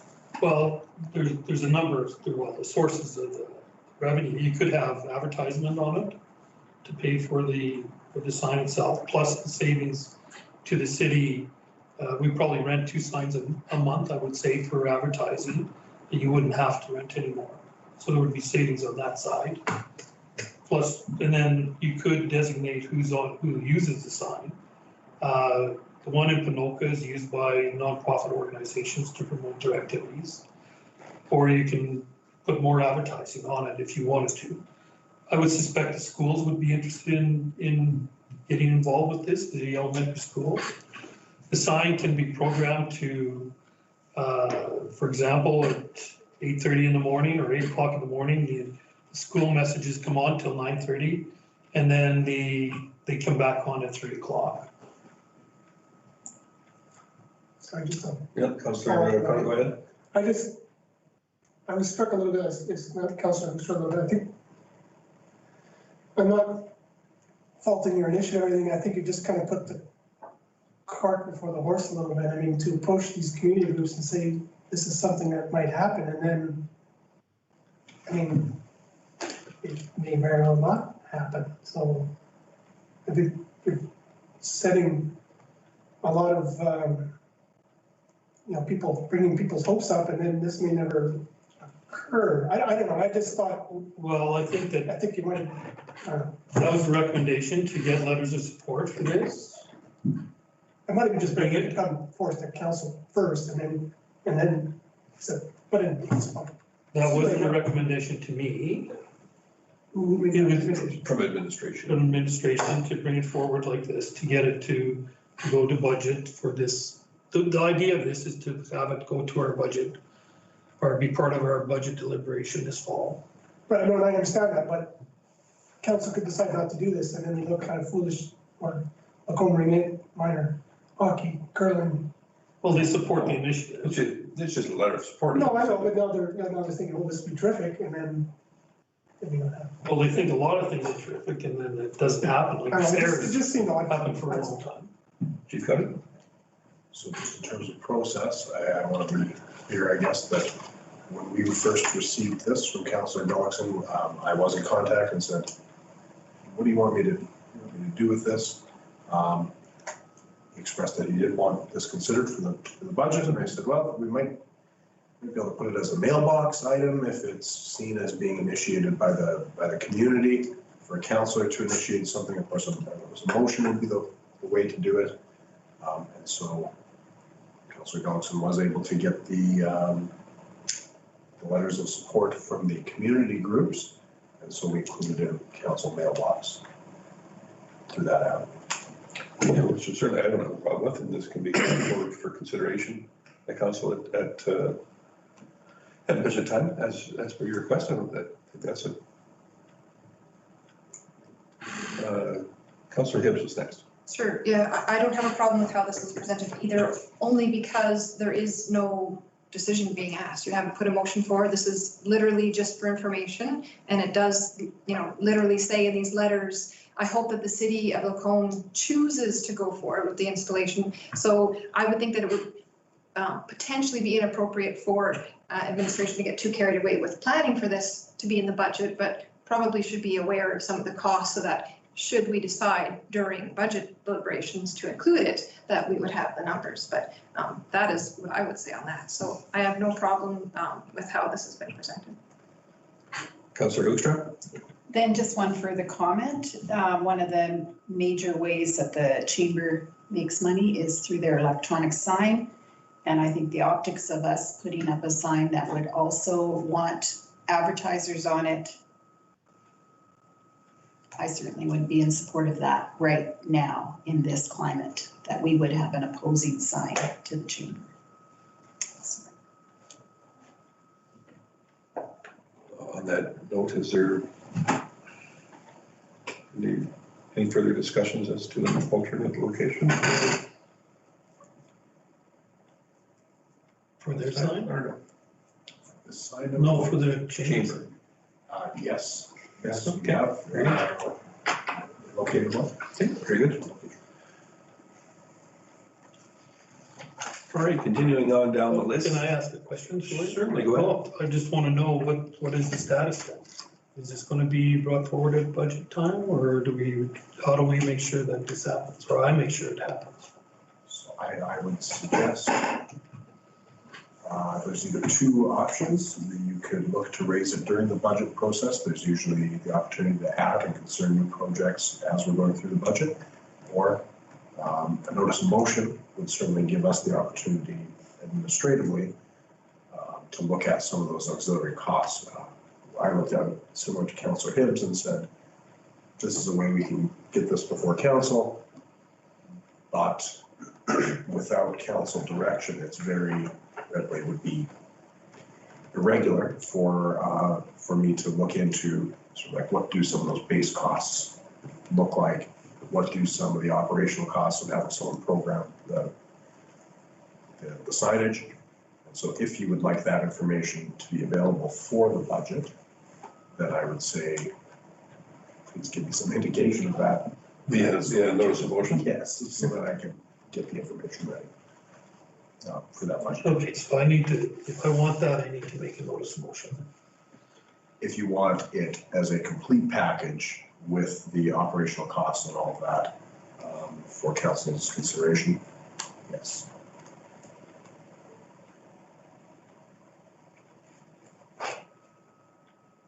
But I don't make that now. Actually, No, you are able to make a notice of motion at a council meeting. Technically, it has to be given in writing, but if you would like, I could, even while we're talking, draft something up, send it over to you and see if it's to your interest. it just has to be distributed in writing now, and then it's on board for next meeting, correct? Correct. Sure, let's do that. The next items up then are the commission's boards and committee reports minutes. The Lacombe Regional Waste Services Commission from February 26th. Any questions there, concerns? The Lacombe Regional Airport Committee and from March 20th. The North Red Deer Regional, the North Red Deer River Water Services Commission from April 6th. Councillor Hoekstra. I have a question about under reports, number 5. It says that audited financial statement to the board, or Mr. Reyes presented the audited financial statement to the board. He advised the board of a correction in the memo. It should read, this year the commission has exceeded the debit limit. Is it debit limit or debt limit? Debt limit was exceeded for a short period, I believe. Yes, and that was due to I get that. It's I debt. just think your minutes should read debt rather than debit, and it says debit twice, so Okay. if that could, because that's, Thank you. I mean, it is crazy how much you've exceeded debt, just saying that too. Well, there's certainly, there is a valid reason for it, but it's good. And then the North Red Deer River Water Services Commission from April 6th, anything with it? And the Regional Wastewater from April 6th as well. Coleman District Parks Recreation and Culture Board from May 19th. Councillor Clark? It says who's president, it says Kirsten Bausma, county representative. She's not from the county, is she? This should say something different, shouldn't it? No, she is the county guy. She is the county representative. Is she? Oh. Yeah, your point is well taken, but that is correct. Okay. I think there seemed to be some discussion around being a representative from a particular area, not necessarily having to reside in that area, I believe. I believe that was the thrust of it, yeah. Okay. But yeah, good eye. She originally resides in Waynook. And Municipal Planning Commission from May 20th. Any questions on those items? Councillor Connick? So that subdivision, that's where I think it is there, by Craig 2 Highway Commercial C4 parcels. Oh, wait a minute, I might have got the wrong date. No, May 20. NBC? Yeah. Councillor Hibbs, do you happen to have that item open? Yeah. Are you able to answer Councillor Connick's? Is that the chamber? Yes, Okay, sorry, I thought it was something else. it was, I yes. just don't have the notes in front of me, so, My apologies, thank you. very good. Yeah, we got to be open a couple times. Anything else under commissions and boards?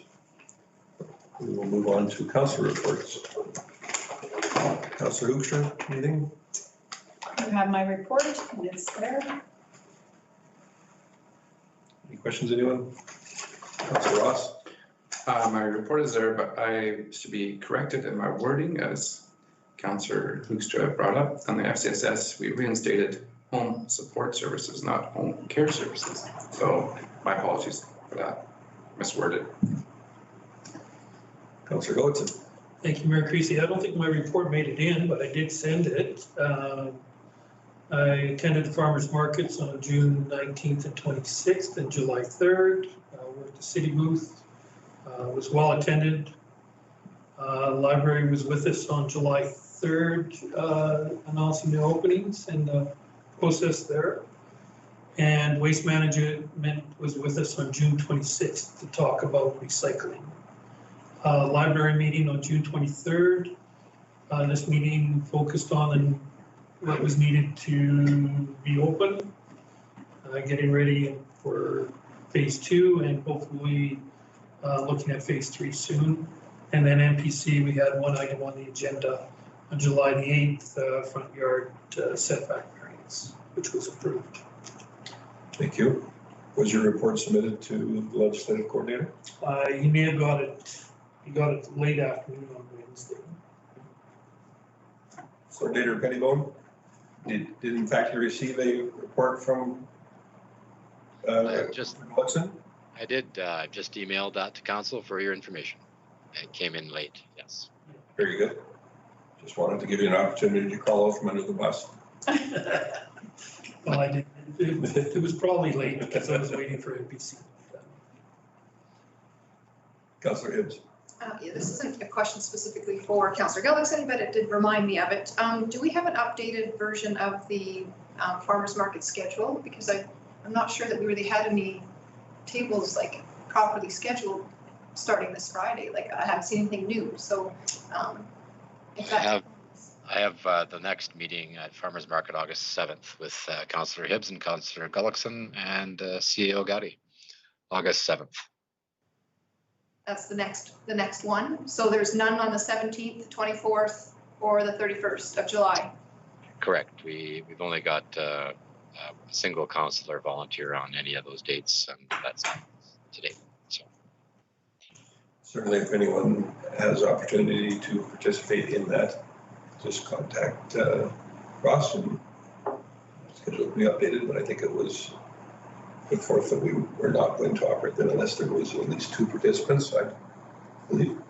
That was my understanding, but I just thought I'd put it out there in case 1, maybe they had been filled, but 2, just a reminder, maybe if anybody does have free time, then, you know. So there's no, we're not gonna run a booth if there's 2 councillors? That's correct. Oh, okay. Yeah, I don't think I'm not sure the full reason, but I don't think it necessarily puts forward the correct kind of image if we have a booth and no one there to answer questions. But no, I thought the bid was still. Pretty smart. With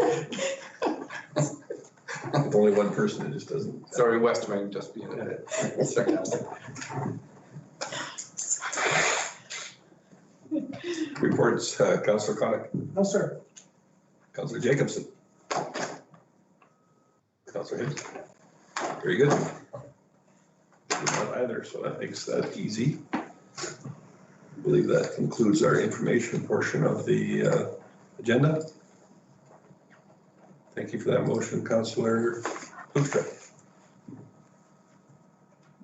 Yeah, I move we receive the information as information. Thank you. That's such a weird motion. Exactly. All those in favor? That's unanimous. Thank you. Brings us down to the adoption of previous minutes from June 22nd from a regular council meeting. Did anyone notice any revisions that are required or is anything omitted? Councillor Jacobson. I move we accept the June 22nd, 2020 regular council meeting minutes as presented. Thank you. Anyone else? All those in favor? Unanimously approved. Thank you. I move we go on camera.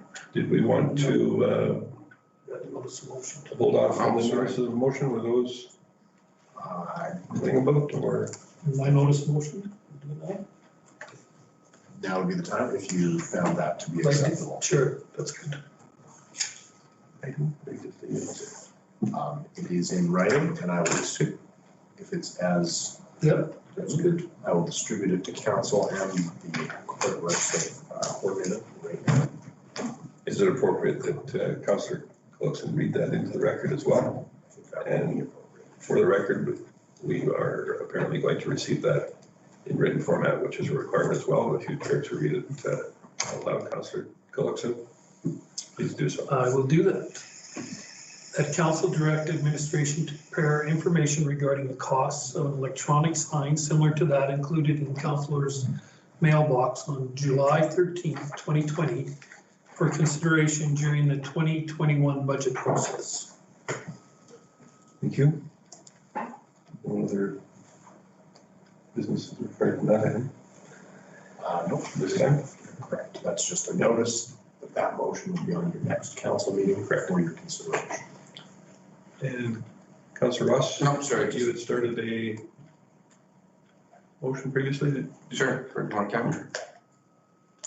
Is that the one you're looking for? Is it Tommy? Yep. It is 8:30 by my clock here. Motion to go in camera. All those in favor? Very good. So we'll take a 5-minute break. Is that enough? 5-minute break, and we will reconvene at 8:35 to discuss the in-camera.